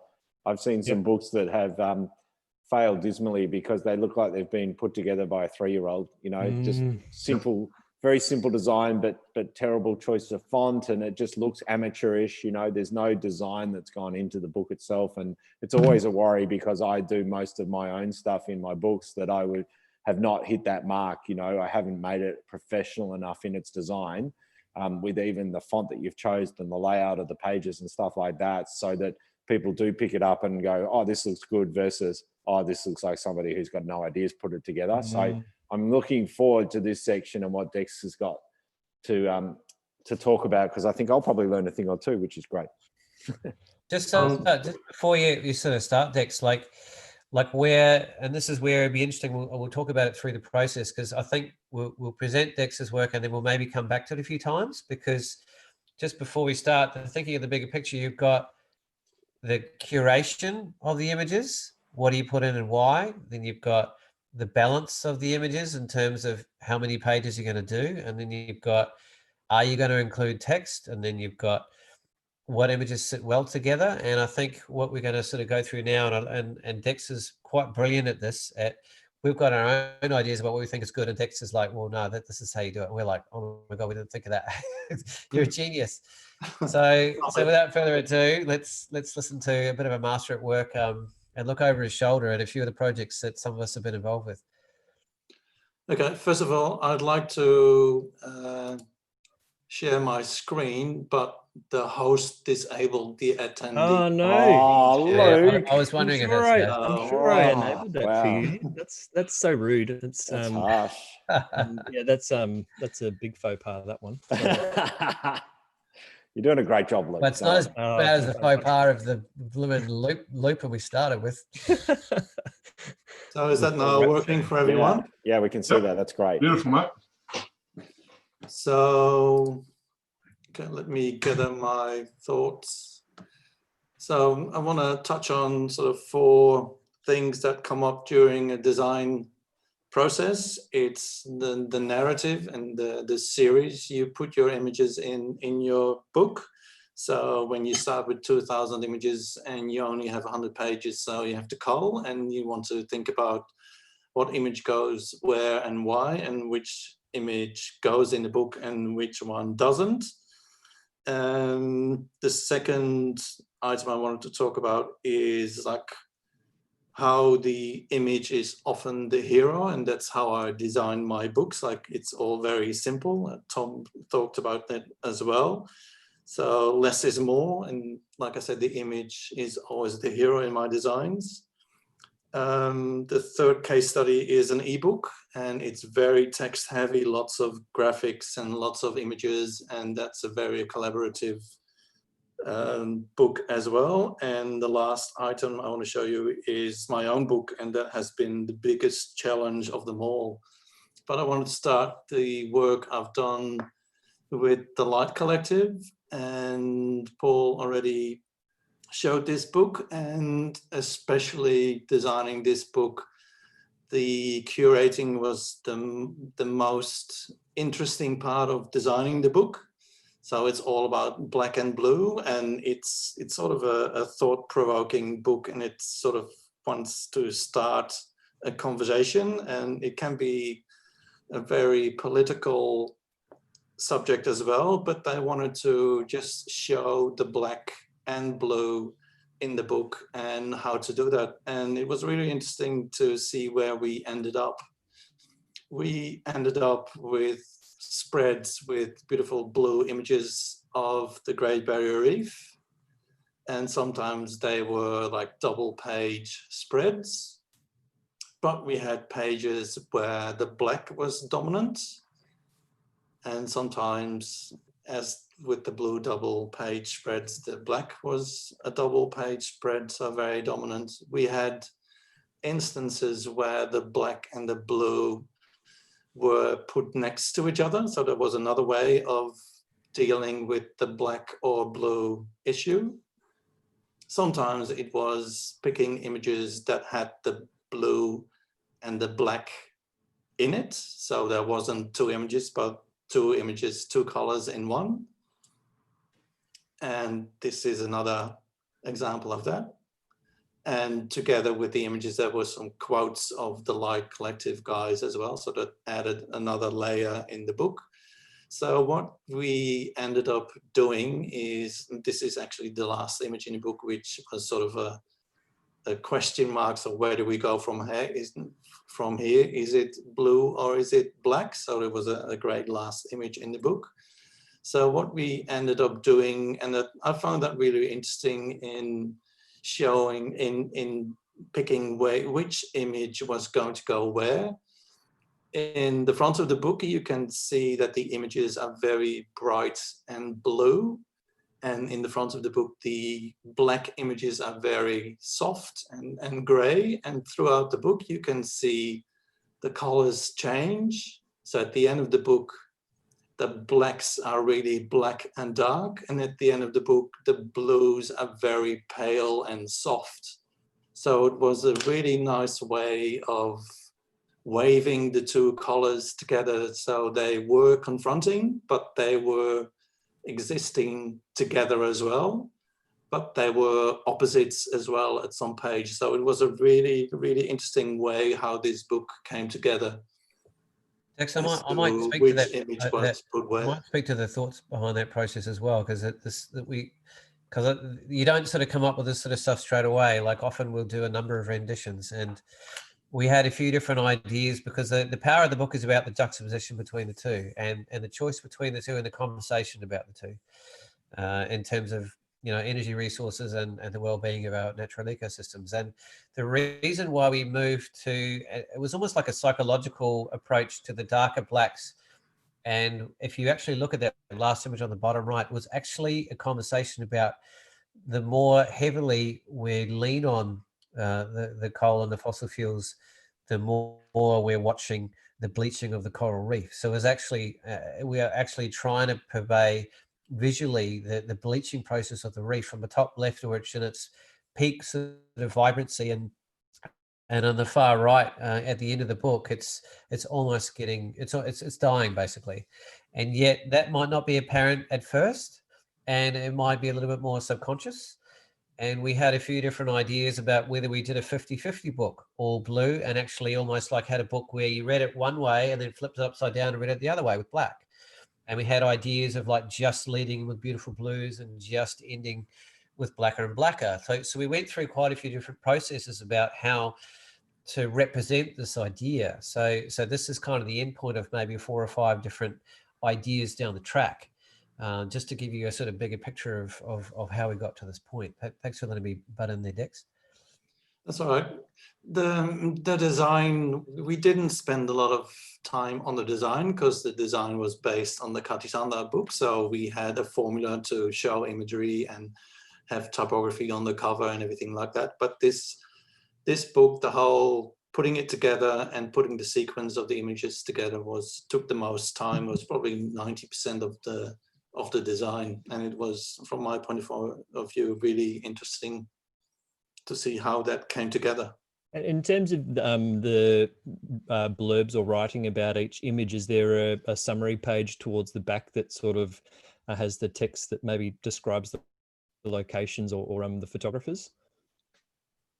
At the end of the book, there is a section about the photographers, if that's what you mean. So there's a little bio of all the photographers and their backstory, and there's an index pages necessarily to distract.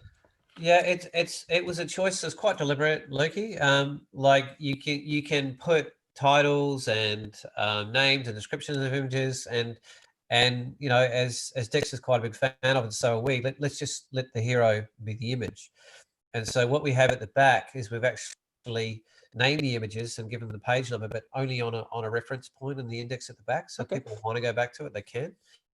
In this particular case, for political reasons, we didn't want to name places, and that was actually really important to us, that it was more the symbology of what it represented.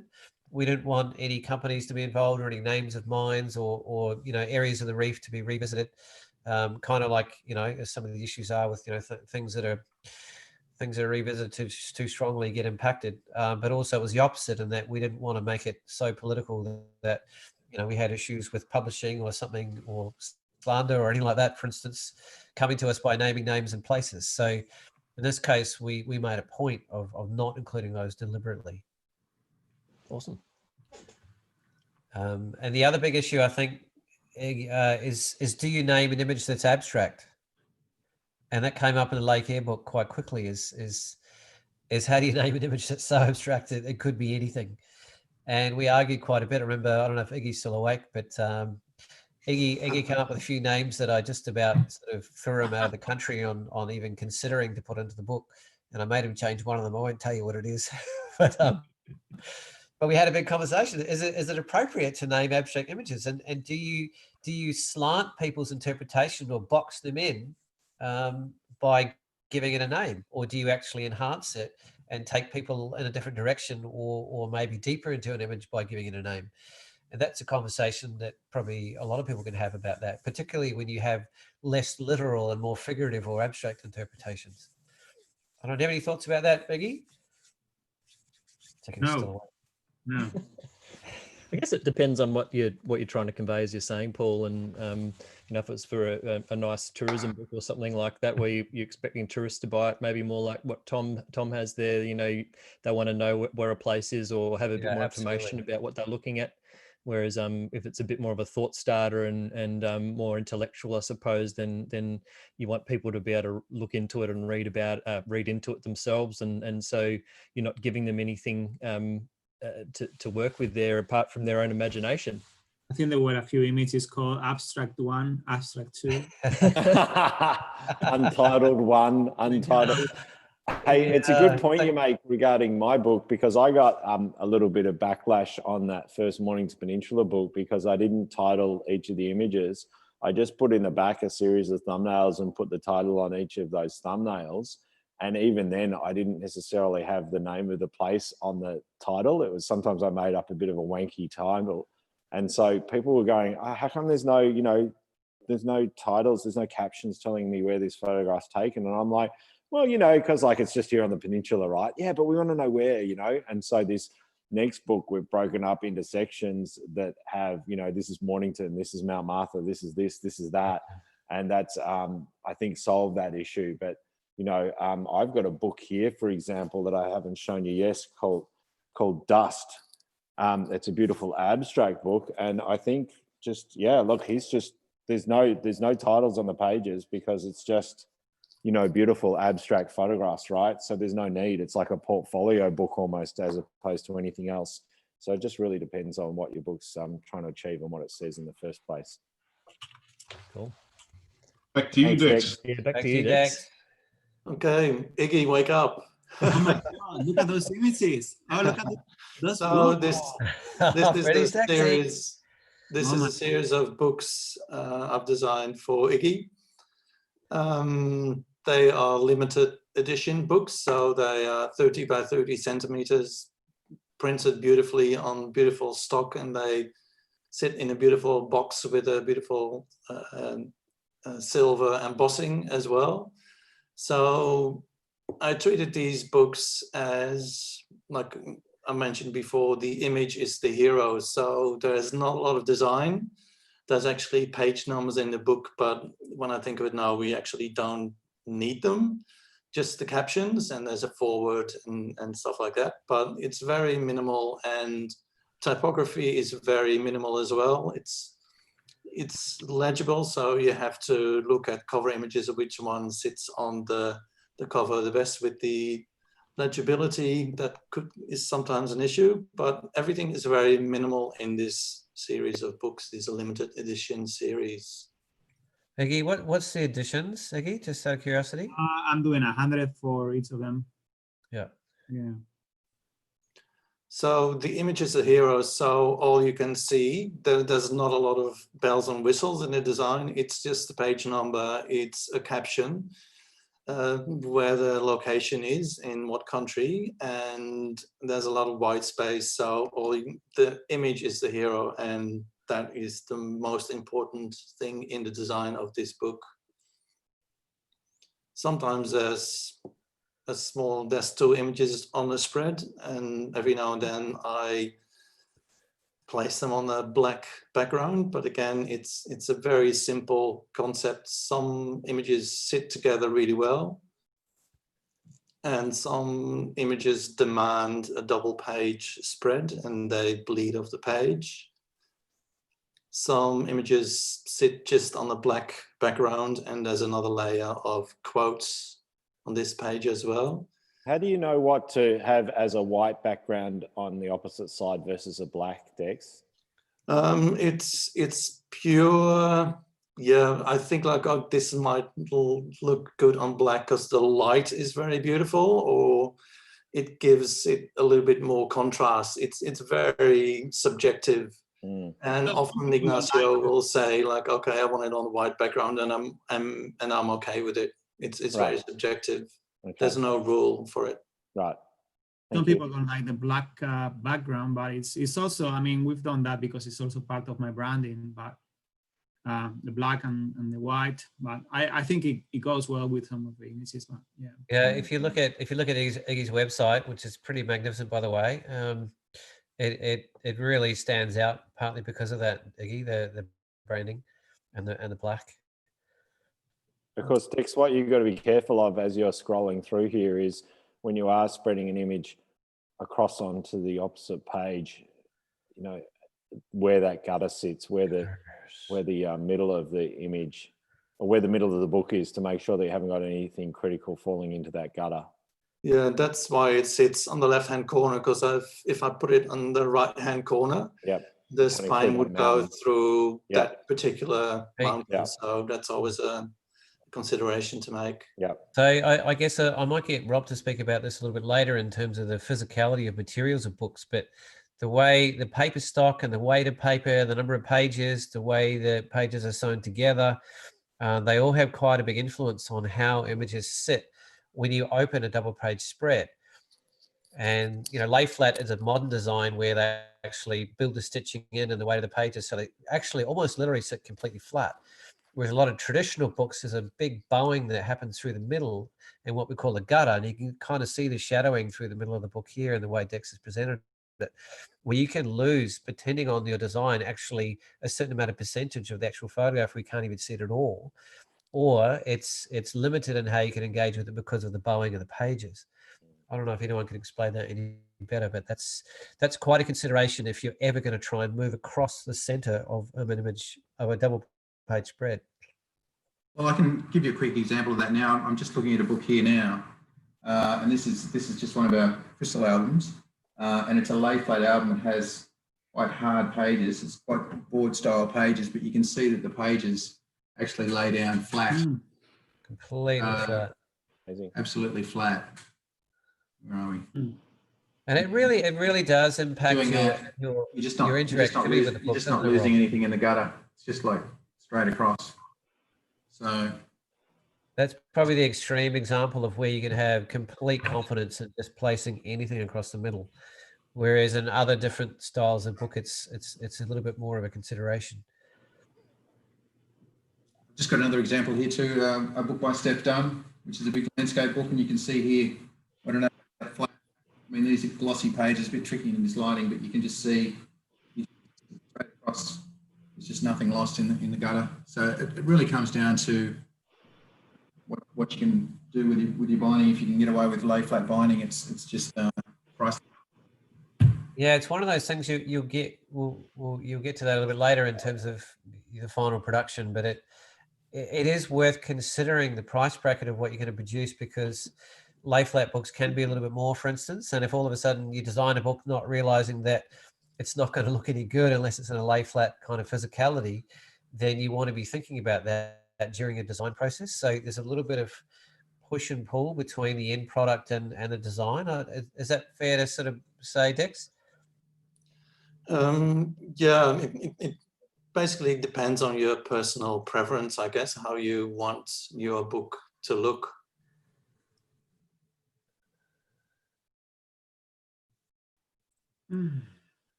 Cool. I'll be happy for it to look as good as that, Iggy. I don't have much to do with this. I think I just helped with the introduction. So, Iggy took I'm having some technical difficulties here, but it's not going through, Dex.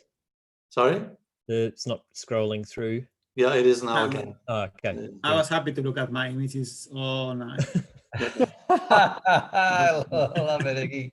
So for my design, I often use a grid. So grids are very useful for putting everything in the right spot. So you know your image is in the right spot, your text is in the right spot, your page numbers in the right spot. So everything is anchored to a certain spot. So nothing is floating, and it's very easy on the eye when you flick through a book and everything sits in the right spot. So you can see how I've used the placing of the images here. There's a million ways of placing images on the page, but I've showed you what I've used for these limited edition books. So it's either a white background, or all the options could sit on a black background as well. It can be just one single image with a white space around it, or two images sitting next to each other, or one image on a double page spread, and sometimes it bleeds, sometimes it doesn't.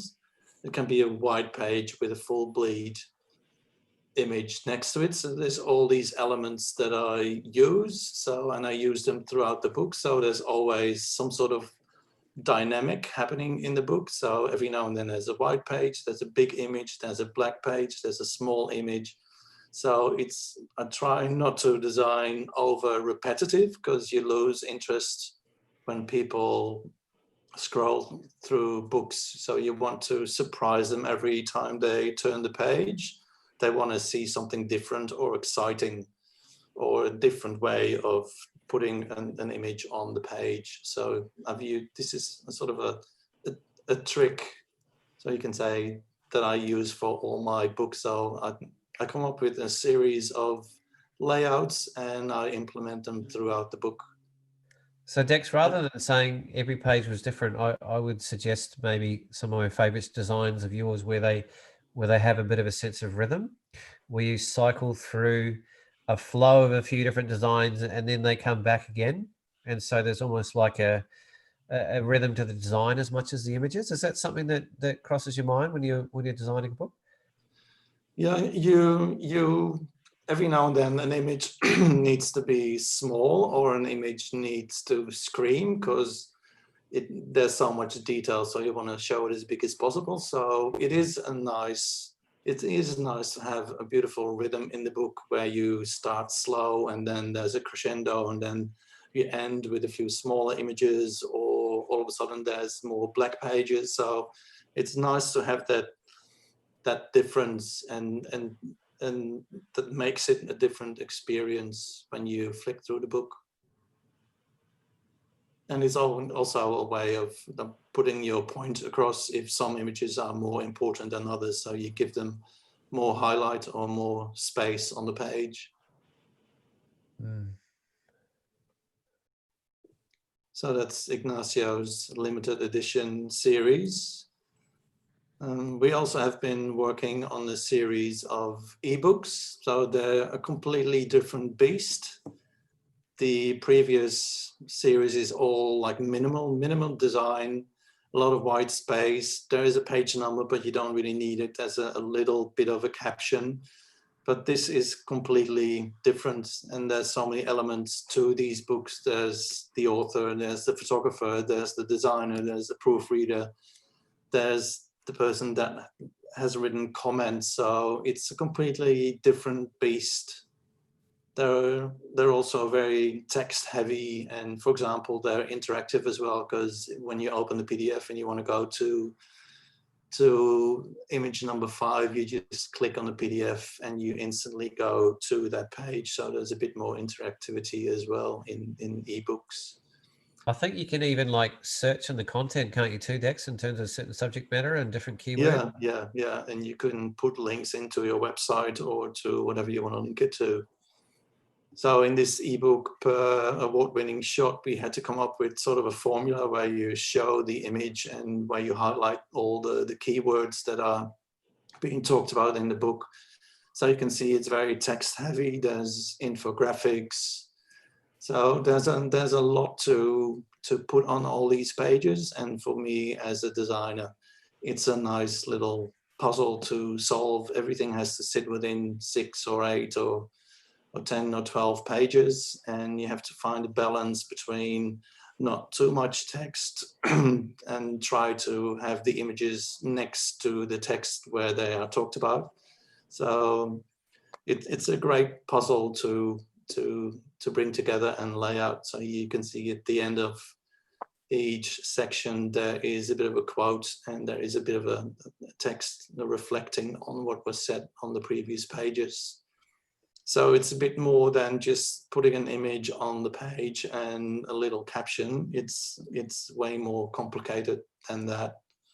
And every page is different. Every page has a different amount of words and different amount of graphics. So, and still they look sort of similar because I've used the same heading styles, the same layout, the same way of putting all these elements on the page.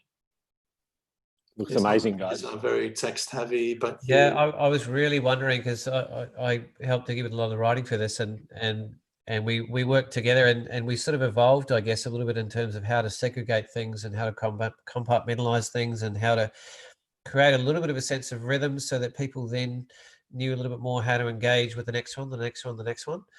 And I kind of remember saying to Iggy, look, I really don't know where, but make sure Dex looks really closely about, you know, getting the image to sit next to where they're referred to or where I'm talking about the original image that it was created from or part of a composite.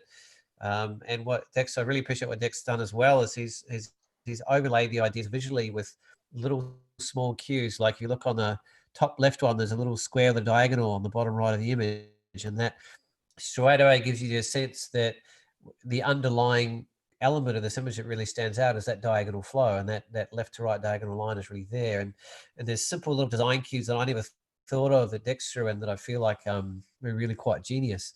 And the way he had to squeeze in Peter Eastway's comments as well as kind of all my reflections and Iggy's sort of thoughts, and it's quite a complex sort of piece to pull together.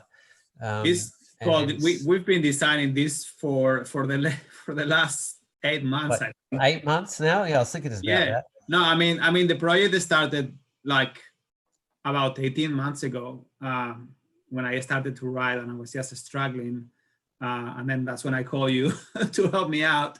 But with Dex, you know, like we've gone through so many versions of this. You know, it's just yeah. So that's been fascinating for me because I didn't see that process. You know, I was working on the words part, and you guys I know. working on the design part, and so what's really important and what's really amazing, I think, is that collaborative capacity between people leaning on their strengths. you know, Iggy's really good at reaching out to people and say, hey, you're good at that, do you want to do this, you know? And I think that's the honesty of collaboration, is being able to lean on where people are particularly comfortable and confident in. And then I left, you know, and I let go and had almost nothing to do with the design or the placement of different things. And it's been really amazing to watch these guys sort of from afar, you know, sort of piece this other element together. But I think by communicating with each other and bouncing off each other, then I can actually shape the writing to better suit the design, and vice versa. They can use the design to support the writing.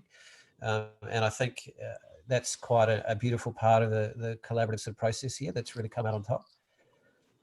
Yeah, another example that teamwork is you can't do everything by yourself. So surround yourself with the people that have certain skills, and teamwork is the best way of creating a better document or a better product than just doing it all by yourself. Go team. Yeah.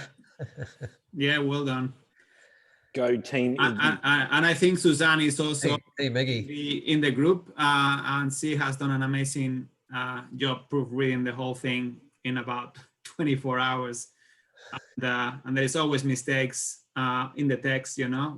I've read these articles 3 times. You work on these articles, and I have read them and rewrite, you know, like we've worked so much on this, and still there are mistakes on the Word documents. And then when you put them in the PDF and you reread them again, there are still mistakes, and I'm sure there are some little mistakes probably. Susan probably won't agree with me. It will be 100% perfect, but yeah.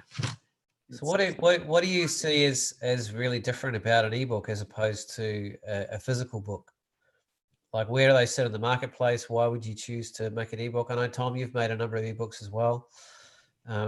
Where do you see them sitting in terms of the bigger picture of the advantage of an ebook is that you can just if you are interested in an ebook, you get it straight away. You don't have to pay for shipping.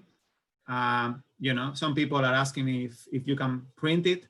So, you know, one approach is you do an ebook and you try to make a profit, and with that profit, maybe you can print it in the future and sell it in bookshops. You know, but some people prefer to have the printed book.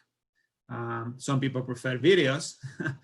if they want an educational thing, some people prefer to watch videos. Some people prefer ebooks, or some people prefer the physical book. I don't know. So it has advantages and disadvantages. This is something that you can keep in your laptop, and if you are traveling, you can just read it when you are in the plane. You don't have to, you know, get a physical book and put it in your bag. So it's another advantage. You don't have to, you know, to cut trees to print this. So it's just a digital product. So yeah. Peggy, what I think is particularly powerful about this medium is the search capacity. So at any time, if you treat the book as a resource, is the search capacity, in that you can actually reach into the book and say, oh, what was that about the rule of thirds again? Type it in, boom, you find it.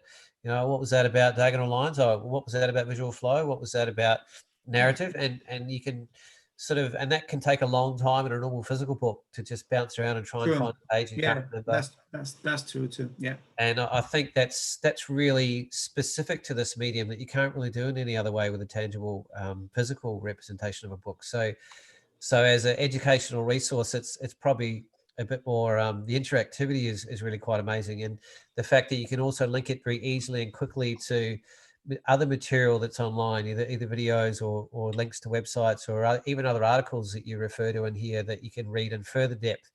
So it has the capacity to reach out and connect other places that I don't think a physical book can. And that's one of the things that I particularly enjoy about this style of product, I guess.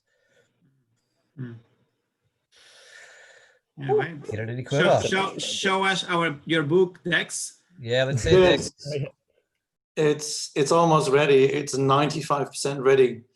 Like I said, I'm a photographer myself as well, and have been taking pictures in and around Sydney for the last 5-6 years, documenting my city with my iPhone in black and white, all posted on Instagram. So it's a square book with a lot of square images.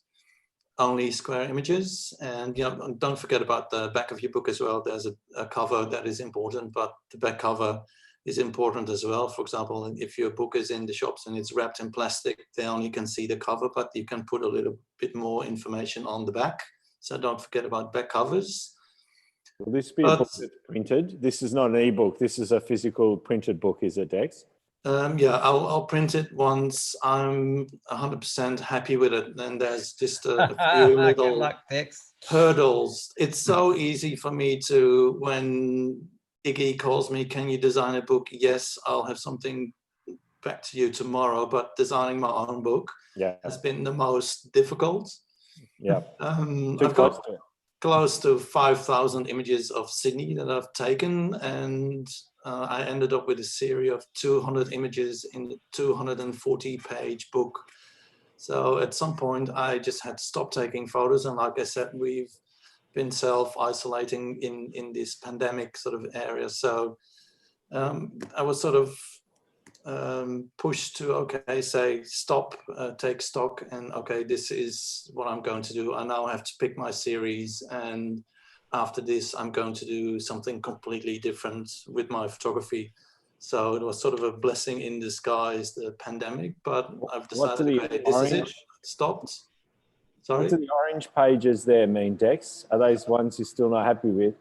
That's one of still that I'm laying awake at night over. I guessed it right. I guessed it right. I was talking about rhythm, and there is 7 sections in my book. So it's all about the Opera House and the Harbour Bridge, and it's about art and transport and suburbs and the 7 sections. So I wanted to break up the black and white and black and white and black and white and black and white with section dividers. And I really want them to be sort of neon orange colors. And they have another function as well. They are section dividers, and they add another layer, because I'm saying a little bit more about my photography as well as in quotes. But I've heard people say, no, it should be black, and I'm really not sure what to do with it. So there's neon orange playing up to your Dutch heritage?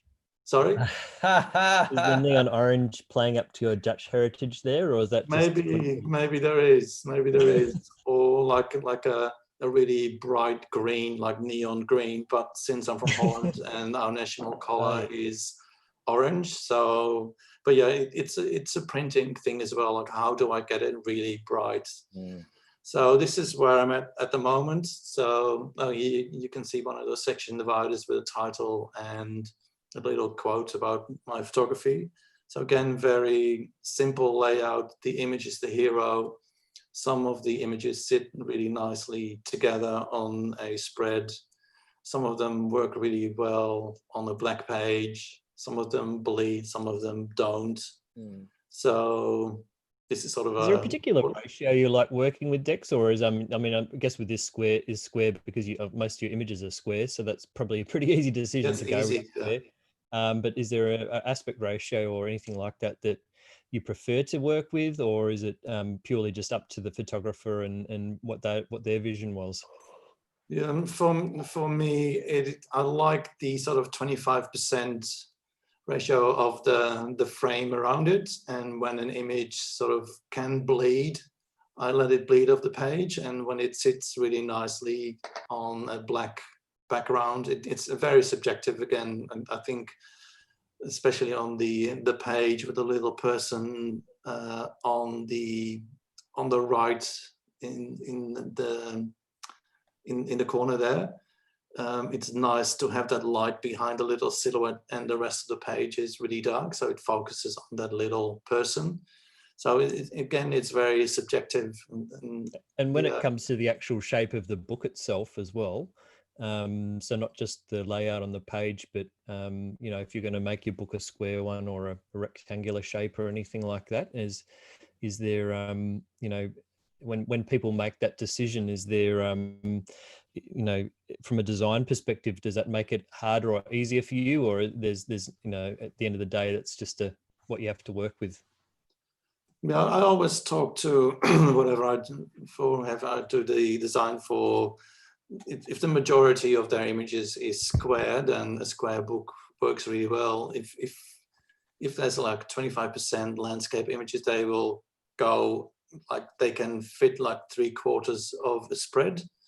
But if it's all landscape images, like an A4 landscape book would probably suit better than square. So I didn't have to think about this one because all my images are square. So that was easy. It was one thing that I didn't have to worry about. Brilliant. So yeah, almost there. It's been the challenge of my life, but yeah, I love creating books, and I've done a lot of designs for example, annual reports, and I'm working with, like, for example, a medical company, and have to place medical instruments of images of medical instruments or whatever on the spread. But working with all of you guys and working with photographers and artists, it's one of the things I enjoy most doing. So yeah, and you're very good at it. Books, you don't have to. Yeah, we can tell.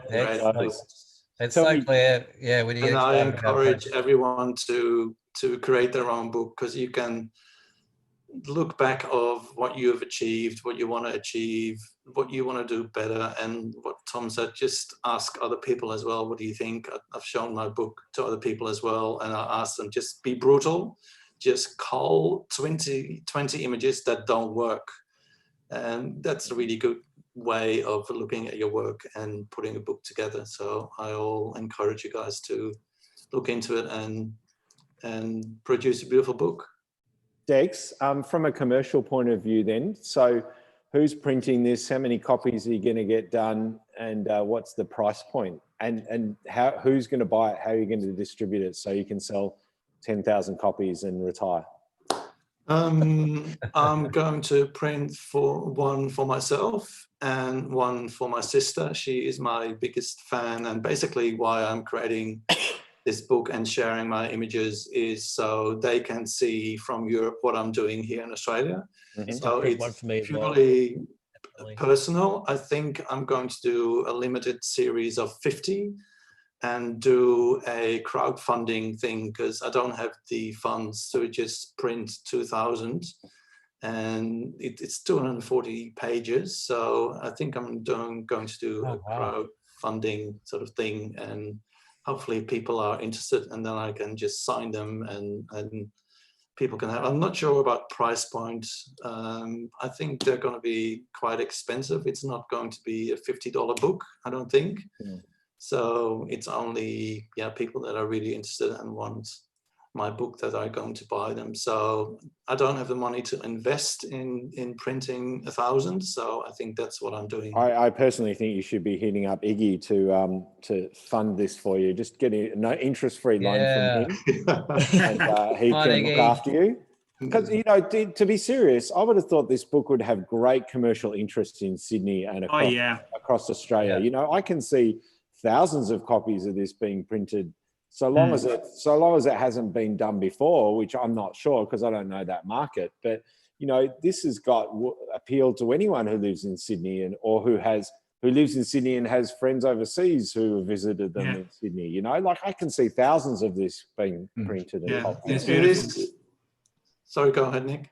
You've got the Lord Mayor's forward there in quotes. Yeah, I was just being brave, and I sent sort of a synopsis and a little presentation to the City of Sydney and to the Lord Mayor, and within a week somebody from her office says, like, yes, we are going to provide you with a forward. So I'm pretty happy. So I think that's a great hook.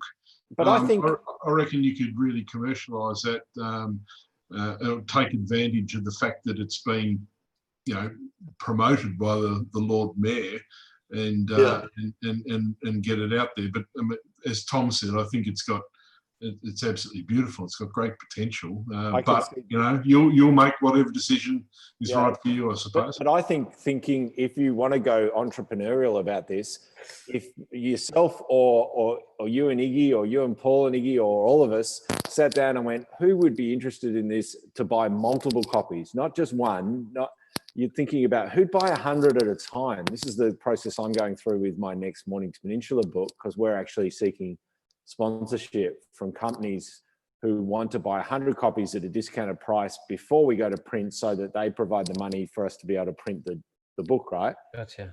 This would be, you know, there'd be hotels all over Sydney that would want to put this in every copy of their room, you know? That's and they'd buy it. where I need a, that's why I need a team, because I'm a creative. I'm not an entrepreneur at all.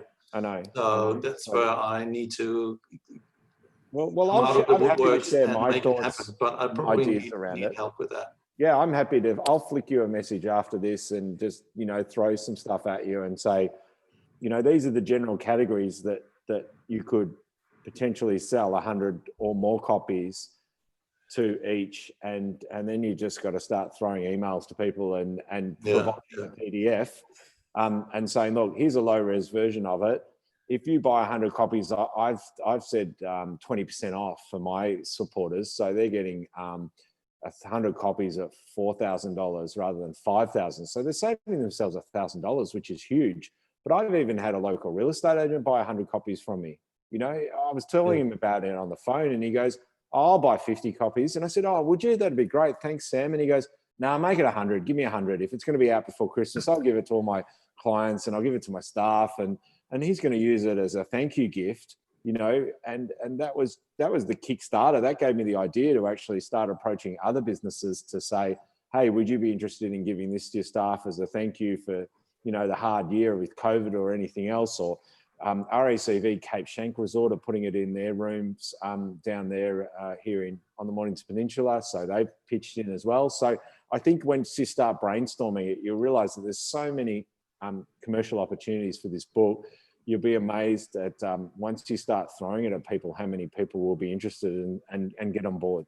Yeah. There's a photographer that I speak a bit to about books, and that's been his approach as well, is using sponsorships and approaching businesses, because a lot of the corporate world, you know, they're, you know, for lack of a better word, sort of soulless, and they need to have a, you know, something that they can provide people that's a gift or something that shows a bit of beauty or something of interest, and so that gives them something to attach to. And so being able to provide these sort of things is a really great way of getting that sort of interaction with people. And so there's quite a good reception for people or businesses to jump on board with that kind of thing. Yeah, 100%. My thoughts about the caliber of that sort of book and that incredible body of work is it also has a place well beyond commercial value, and that it has incredible cultural value and historical value for the city of Sydney. Like, there's not many people that have produced a body of work of that depth and that caliber and that sensitivity, I guess, to central Sydney. And, you know, like Dupayne's work from before, I don't think that's much of a stretch, Dex, that you know, this kind of caliber and body of work could be looked upon in decades to come as quite representative of the culture of Sydney now. And so I could see, you know, larger bodies like the City of Sydney and museums and libraries and so on being interested down the track and preserving the culture of Sydney through the production of a book like this. You could even do up just a single copy through Asukabook or something like that, and then literally take it round the place and say, what do you think? Get people to write you references based on you've shown them the book. They've gone through it and gone, wow, this is amazing. They can write references, they can promote it elsewhere and that sort of thing. I think this is a really good example, Dex, of showing us or having a really fantastic product, and you can see we're all getting excited about it. We've only seen a PDF on the screen. It just, as Paul was saying, it's actually got potential to be a really culturally important book. So please. If you're pitching that, I think there's two different pitches, at least in terms of the commercial approach. That I love what Paul said about the cultural significance, because that's going to really tear at the heartstrings of the City of Sydney and those sort of government organisations, etc. The hotels, etc., don't probably care about that. They're more thinking about it as a product offering to put in their rooms. So that if you're talking about it being a great visual looking book, you know, rather than the cultural significance, then they're just going to go, yeah, that's going to make our rooms look awesome, and people are going to, that's a value add. It's the little 1% that, you know, goes into a hotel room that wants people to come back and stay again, you know. It's the first thing I do when I go into a hotel is like, all right, what magazine have they got sitting on the coffee table? What book have they got in here? Is this interesting or not? Most of the time it's full of bloody advertising, which is crap.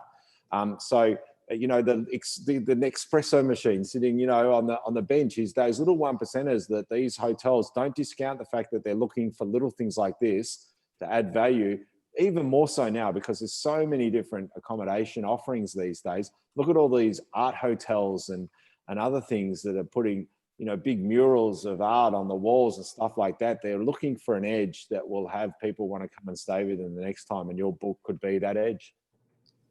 Yeah, well, thanks for the encouragement. I just need to climb that 5% hurdle, and then it's done. And then I probably need some help and some creative thinking about how I can become a little bit more entrepreneurial. I think it's a Wednesday, so I'm a computer and creating things. It's a Wednesday, so if you could get that little 5% done by Friday, and then we can start working on the commercial viability of it, and you'll be getting 10,000 printed before we know it. No, I mean, Tom's got a point. Like, accountability in any sort of project like this is helpful. Like, if you're working with people, that's another way where you can get both encouragement and a bit of a whip happening to cross the next sort of goal point. I mean, this is a really big body of work. That's a lot of pages and a lot of imagery. So it doesn't happen overnight, as you know, but it's very easy to as Iggy said early on in the show, like where do you reach the point when it's good enough now, or let's just get it done, or you know, how long do you want to wait till you're 65? And yeah, you know, it's harder when it's your own book. It's easier when I do it.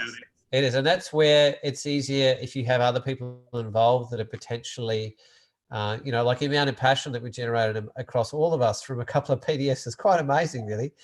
And again, if you're brave enough to lean on some of those people, one, for their support, but also to give you a bit of a sense of accountability. Like, if you choose a goal, you know, and you have somebody that's working with you or keeping an eye on you with it, then they're going to keep checking in and you go, how you going with that, Dex? You know, let's see the next stage, or where's the next 5%? And it's up to you. But I think, like, I could think, I always find a million reasons not to produce books. I've got 7 book ideas and I haven't produced freaking any of them because I'm always finding, you know, other things to distract me from it. But if I, you know, so I'm kind of almost preaching to myself here.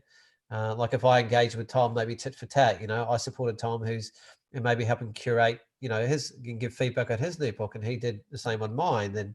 Then together we could work on the accountability and goals and bounce off each other. And that might be a way you want to move forward, Dex, if you want to, or any of us. I think the other thing you've got to give up too is perfection. I don't think there's anything that I have, not one book that I've printed that I've said, oh my God, this is just absolutely perfect. There's always something that I look at and I go, I wish I hadn't done that, or I wish I'd left that image out, or whatever. And you've just got to give that up and say, you know what, it's going to be so good to the majority of the people that look at it that you'll always find faults in it. But at the end of the day, you've got to do the best you can, but then also you got to give up the fact that it's not ever going to be perfect. So you just got to run with it. You know, it's got to be 90%, 5% there, not 100% there. Yeah. Well, I think both Tom and Iggy have done that by, you know, being that many books in already. You know, they've already been through that process where they've just said, that's enough, let's hit the go button. Yeah, you have to have a look at the number of pages that you want in your book. So you have to assess, you know, with if you're printing in China or in Australia, how much is that going to cost you? How many copies of that book you're going to do? So you have to limit by something. You know, my rock pool was limited on number of rock pools in Sydney, but you have to limit the number of pages that you have in your book, and you have enough images in that book which are really, really good, Dex. So all you're gonna do if you, you know, if you wait another 2 or 3 years, you're just gonna replace some images for others, but they are the same quality. So at some point you're gonna have to in waiting more time to print that book. I don't think you're just gonna be replacing images. Yeah, it's a great point. Yeah. No, I'm in my talking about photography. I'm gonna stop taking images and post them in squares. So that's another thing that I've decided on, and I just decided on that I'm keeping the orange pages. Well done. Yeah. I'm a Dutchie as well. You know, I don't think you need to stop taking photos, by the way. The Dutchies. You could take photos and then decide that, you know, that's a volume 2. What happens if this book is so commercially successful that you sell your 2,000 or 5,000 copies that you print, and then all of a sudden you've got people knocking in the door saying, oh, where's more copies of that book? And you've sold out. That's the impetus to go and do another book. So you don't have to stop taking photos. It's more you just need to get that bloody thing printed. Yeah. Or just move to another city and then do a book on that one. So you do Sydney and then go over to Melbourne or come to Hobart. You're more than welcome here. Oh, yeah, that's not a bad idea. I think I'm sort of pretty interested to chat to Rob a little bit more, because we've talked about number of pages and we've talked a little bit about gutters, but one of the things that might be interesting to explore is what's the kind of stock of papers are available? You know, what prints better with black and white? You know, what's the cost of trying inkjet? You know, what is the difference in the feel between a linen cover and a you know, a clear one? You know, do we go with dust jackets? You know, what's the kind of weight of a certain sort of book? And I think, like, luckily we've got, you know, a producer of books on the show, Rob, and I'll be interested to maybe, because he's got a few books to look at, maybe get a sense about that, because the number of pages and the type of stock you use actually affects the way the book sits and the way the pages are accessible on the page. So and not everybody who isn't familiar with books has an understanding about that. So if you're starting out, it's a bit hard to make those decisions online, looking at pretty pictures on a screen as to what it translates to in a book. And like, I'll make a point whenever I go into Asukabook, is I actually look through the latest stock. And I look at the color, or here's a new ivory sort of set, you know, what does that look like? Or is that going to translate well to color? Is that more for black and white? Or how flat does this sort of sewing type sit? You know, we talked about flat books before, and I'll give you an example of when you don't use a lay flat. And this is, I don't know, 100-page book, for instance, this is more what you're going to get when it's not laid flat, which is a really different sort of sense of interactivity with a book. And you can kind of decide, people are kind of used to that, but at the same time, you look how much you lose of that image, for instance, on the one side of the page, and whether or not you want to invest a little bit more in the lay flat. You know, if you're going for a really simple book of maybe 20 pages, you might invest in one of the stocks that is almost like thickened board-like. And I think what I'd like to sort of round out the show with a little bit more is, we've talked a lot about high production and thousands of books and hundreds of books, whereas in reality, a lot of people aren't going to start that way. And I think the idea of creating like a portfolio book, or like a best of the best somewhere so far, is an excellent way to start. And going with someone like Asuka, where you know, like, the quality of their book is going to be freaking amazing, then that's what you can then use to maybe show other people, like we're talking about with Dex, to, you know, walk into the office at the City of Sydney, well, here it is, here's what it could look like. And oh my goodness, you know, the tangibility and the realness of it being there, as opposed to an email or a picture on a screen, is so engaging. And it almost like allows people's own headspace to move into the path of what it would be like to have the physicality of the book with their name on it, or their branding or their publishing. And I think for people that are just starting out, that's probably a really good space and place to head towards. So maybe, Rob, if you just maybe give us a few more examples about the different sort of stocks and papers and thicknesses and even shapes a little bit. Because another big decision is whether you go for a portrait, a square, or a landscape sort of book, for instance.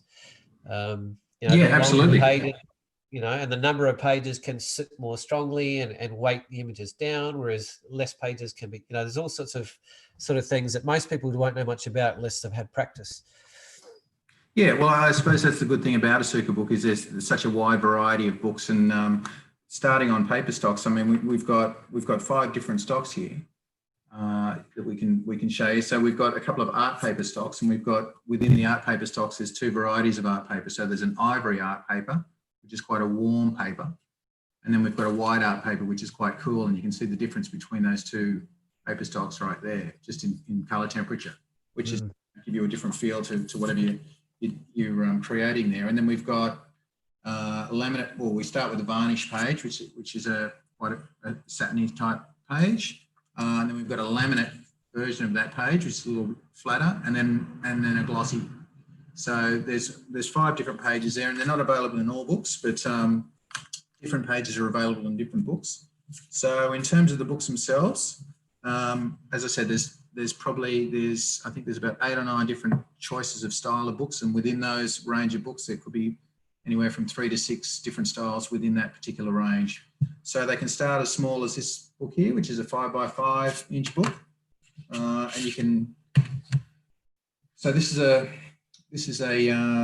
art. Yes, Bunnings a legend. Yeah, so basically you can do the same book in different sizes. So you can have it this big, or you can have it this big. So, Clever. Mini me. So same book. Yeah. I'll order 1 million copies. 1 million copies of this book. So yeah, so this is a 5x5 inch book. I think it's 30 or 40 pages. It's a book bound. Very cost effective. These started around $30, $40 and go up to about $80, $90. Yeah, I've thought of that sort of style of book a number of times, Rob, as almost like an expensive calling card, like if you're really serious about trying to get some representation for your work or really getting support for an idea, you're not spending a lot of upfront, but it's a lot more tangible and real and effective to leave behind if you're willing to invest in that. Or just gifts as well. Or fit in a Christmas sock. And these books come with a basic sort of soft plastic cover. Which really helps protect them. Different size. So this is a 12x12 version of the same book. Glossy pages, laminate pages, and book bound. So from there, we can go on to, we've got another smaller book here, which is what they call a curve. So it has a nice curved edge. That's kind of new one, isn't it, Rob? No, it's not too new. It's been around for a little while, but this is another lay flat book. Oh, yum. You can see there that it just lays totally flat. And that's quite good for when you're creating content and you want to spread right across. So you can see here we've got an image that goes right across, and you're just losing nothing on that. Yeah, so you got that freedom of design, don't you? You don't have to worry about the gutters and stress about what you can lose in the middle. And I'd be guessing, Rob, like my understanding with lay flat is there's less kind of stress on the structure of the book, and there's potentially more longevity. Yeah, absolutely. Yeah. Really well put together, and just quite different to the book bound. So here we have another lay flat. So this is a what's this one? This is a Zen lay flat on Patagonia, of all places. Oh, look out, Iggy. So this is done by a artist called Stuart Gordon. Glossy pages, and basically he's using both pages on all of his pages. So that's what you call, well, on those first images, full bleed, when your image actually literally bleeds off the edges of the page. Right, yeah, right to the edge, and every image is going all the way across. So, and this has a linen cover and a wooden plaque insert. Rob, would you have any suggestions about the kind of images that suit a high gloss finish, or do you think it's just purely subjective? Or absolutely subjective. I mean, it's funny, running a print shop here, we do fine art printing and photo printing, and quite often we get people coming in all the time saying, what paper should I use, for my prints, and you'll give them an idea of, what sort of papers do you like, and we'll lay them out. We've got the photo papers and the fine art papers, and there's fine differences between them, and then it really comes down to the individual, and quite often, we might have an idea of what might look good, and it also depends if it's going to be framed in a high gloss area, things like that.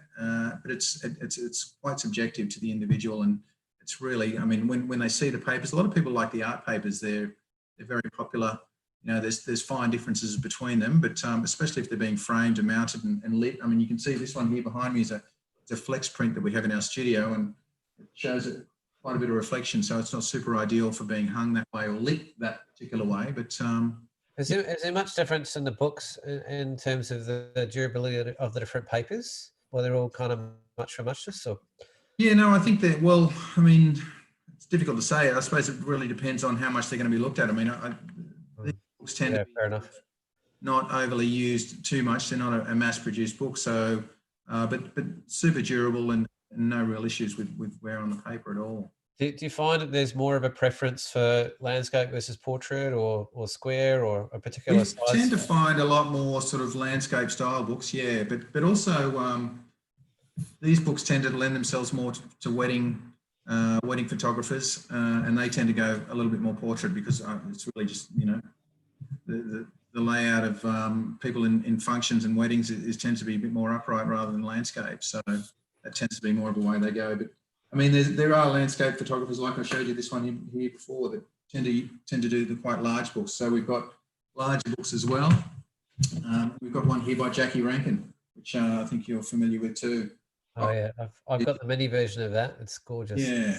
So this is a great dust jacket. Comes in with a faux leather book and a photo leather cover, I should say, and then a hot. I call that's more of a box than a dust jacket, isn't it, Rob? Well, yeah, I should say a box. Yeah. I was going to say pretty fancy dust jacket. But I mean, I find like the times that I produce books like that, it's pretty impressive for people, and I know I mentioned Iggy's high-end books come like that way. One, it's a form of protection, but two, it's sort of like opening up with a box or having a bit of velvet or something else that makes it a process to kind of engage with the final sort of product as a journey to sort of journey into it. There's a lot to be said for that. Yeah, as well as the practicality of actually protecting it over time. And there's a real range of what's possible with printing on the cover and printing on the book and printing on the dust cover and the box. And, you know, this one here, you can print on the front.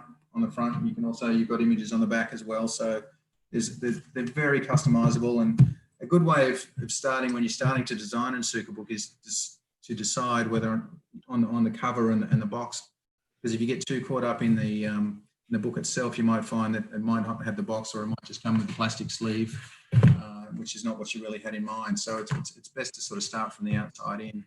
Yeah, like as in think about the final product and work backwards a little bit. Yeah. Yes, great variety of books, and the quality is just incredible. So it's just I've seen other lay flat books from other companies, and they just don't come anywhere near them. Yeah, I mean I'm with you on that, Rob. Like it's in terms of the marketplace where Asukabook's at, it's up there. And if you really want to treat yourself to, I guess, presenting your work and the way it really deserves to be presented, it's an excellent option. And the caliber of what they do, like the Japanese are, if you talk about perfectionists, those guys are just to the nth degree, and even down to the, you know, the decibels of clay content in the paper and the way it sort of translates, and the crispness of it can make a really big difference. As you know, with normal photographs, it's the same. You can take an incredible file and have 5 different people print it and get 5 different images. Really, in terms of, and so if you want to, you know, trust in someone that you know is right at the top of the game for color management and production value, it's, you know, there's others out there, but it's definitely a good option.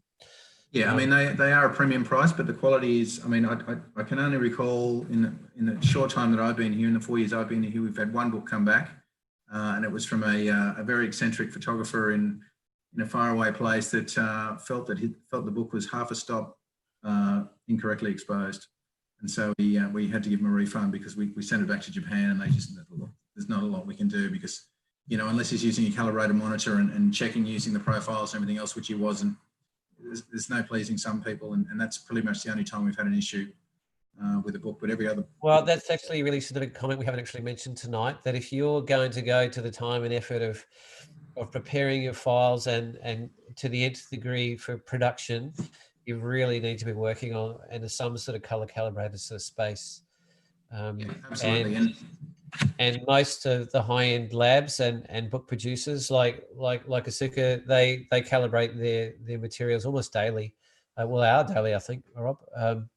And so if that's the only way you can kind of ensure that consistency between what you're working on and what's going to be produced on the other end. And that used to be, 10 years ago, that was a nightmare, and it wasn't really very consistent across the industry, except for a few people on the high end. And now it's quite possible for most of us to create a reasonably accurate color space to go forward on that. And if you're going to be spending a lot of money on anything, whether it's a small production or high production, that's really important.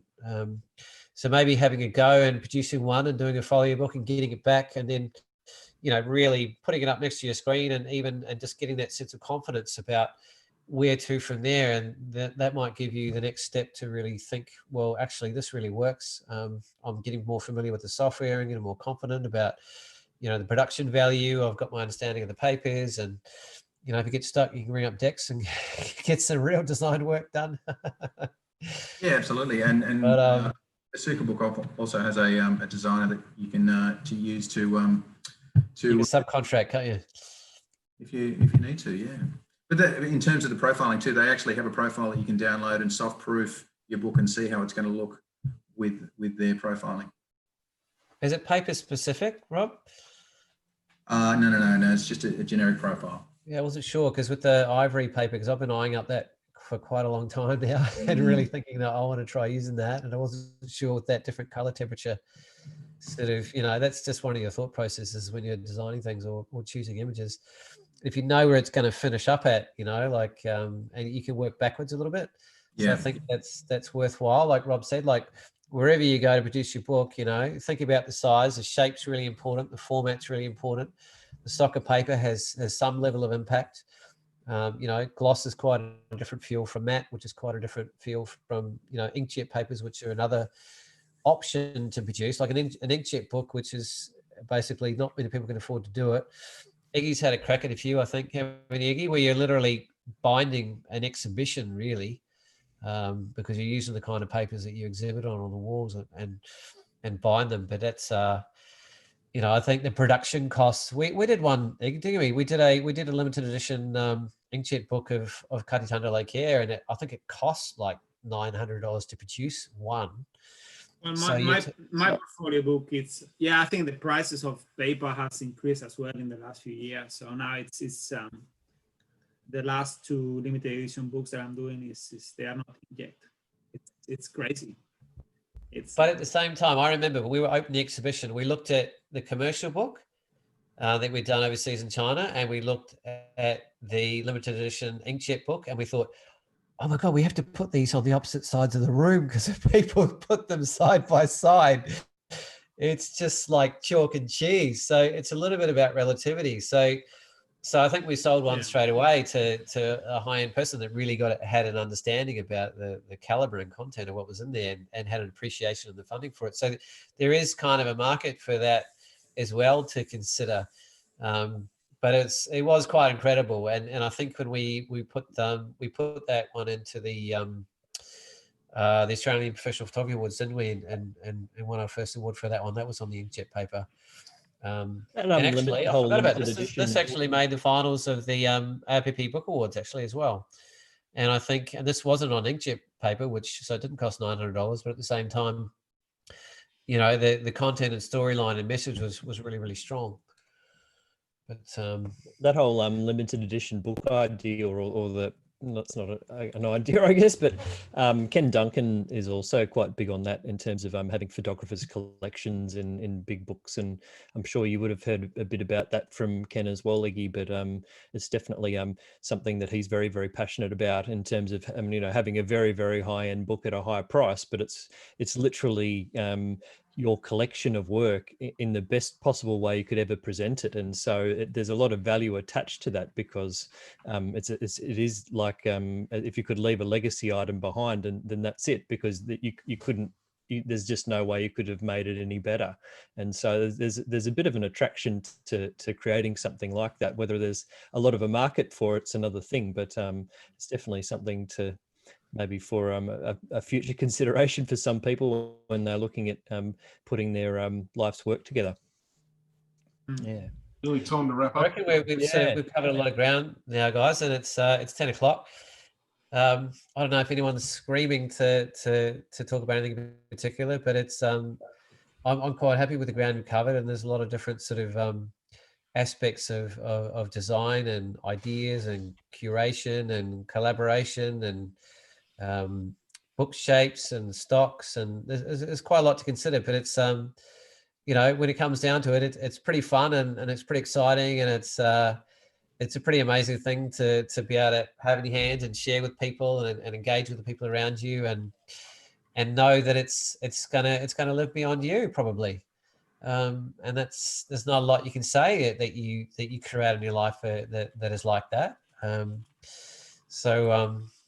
Yeah, I'm pretty happy with the ground that we've covered. Absolutely. We'd really like to thank you all for joining us tonight. It's been an absolute pleasure to have you with us, and learning so much more about books and being able to talk about our passion for books as well. So it's been really great. So I really appreciate your time. And thanks for having me. Oh, you're welcome, guys. And, yeah, thanks for giving up your time, everyone. Really appreciate it. And you know, look under the hood, have a chat to Rob and check out Asuka. You know, if you want to get, if you're really serious about getting some design work, I'd really highly recommend Dex. In terms of, you know, you got to fit him in the schedule around Iggy's books at the moment, but you might get lucky. And you know, Iggy and I and Dex have produced a pretty amazing ebook. I think it's you know, of caliber of anything of its kind in the world. To be honest, I think it's that kind of level. I'm pretty proud of it. So if you want to sort of dig under there, and you know, Tom's got a lot of great ebooks and physical books as well, that are very accessible and full of ideas and quite affordable. So it's yeah, there's some talented people on the show here, and we really appreciate them giving up their time. Yeah, we very much appreciate it.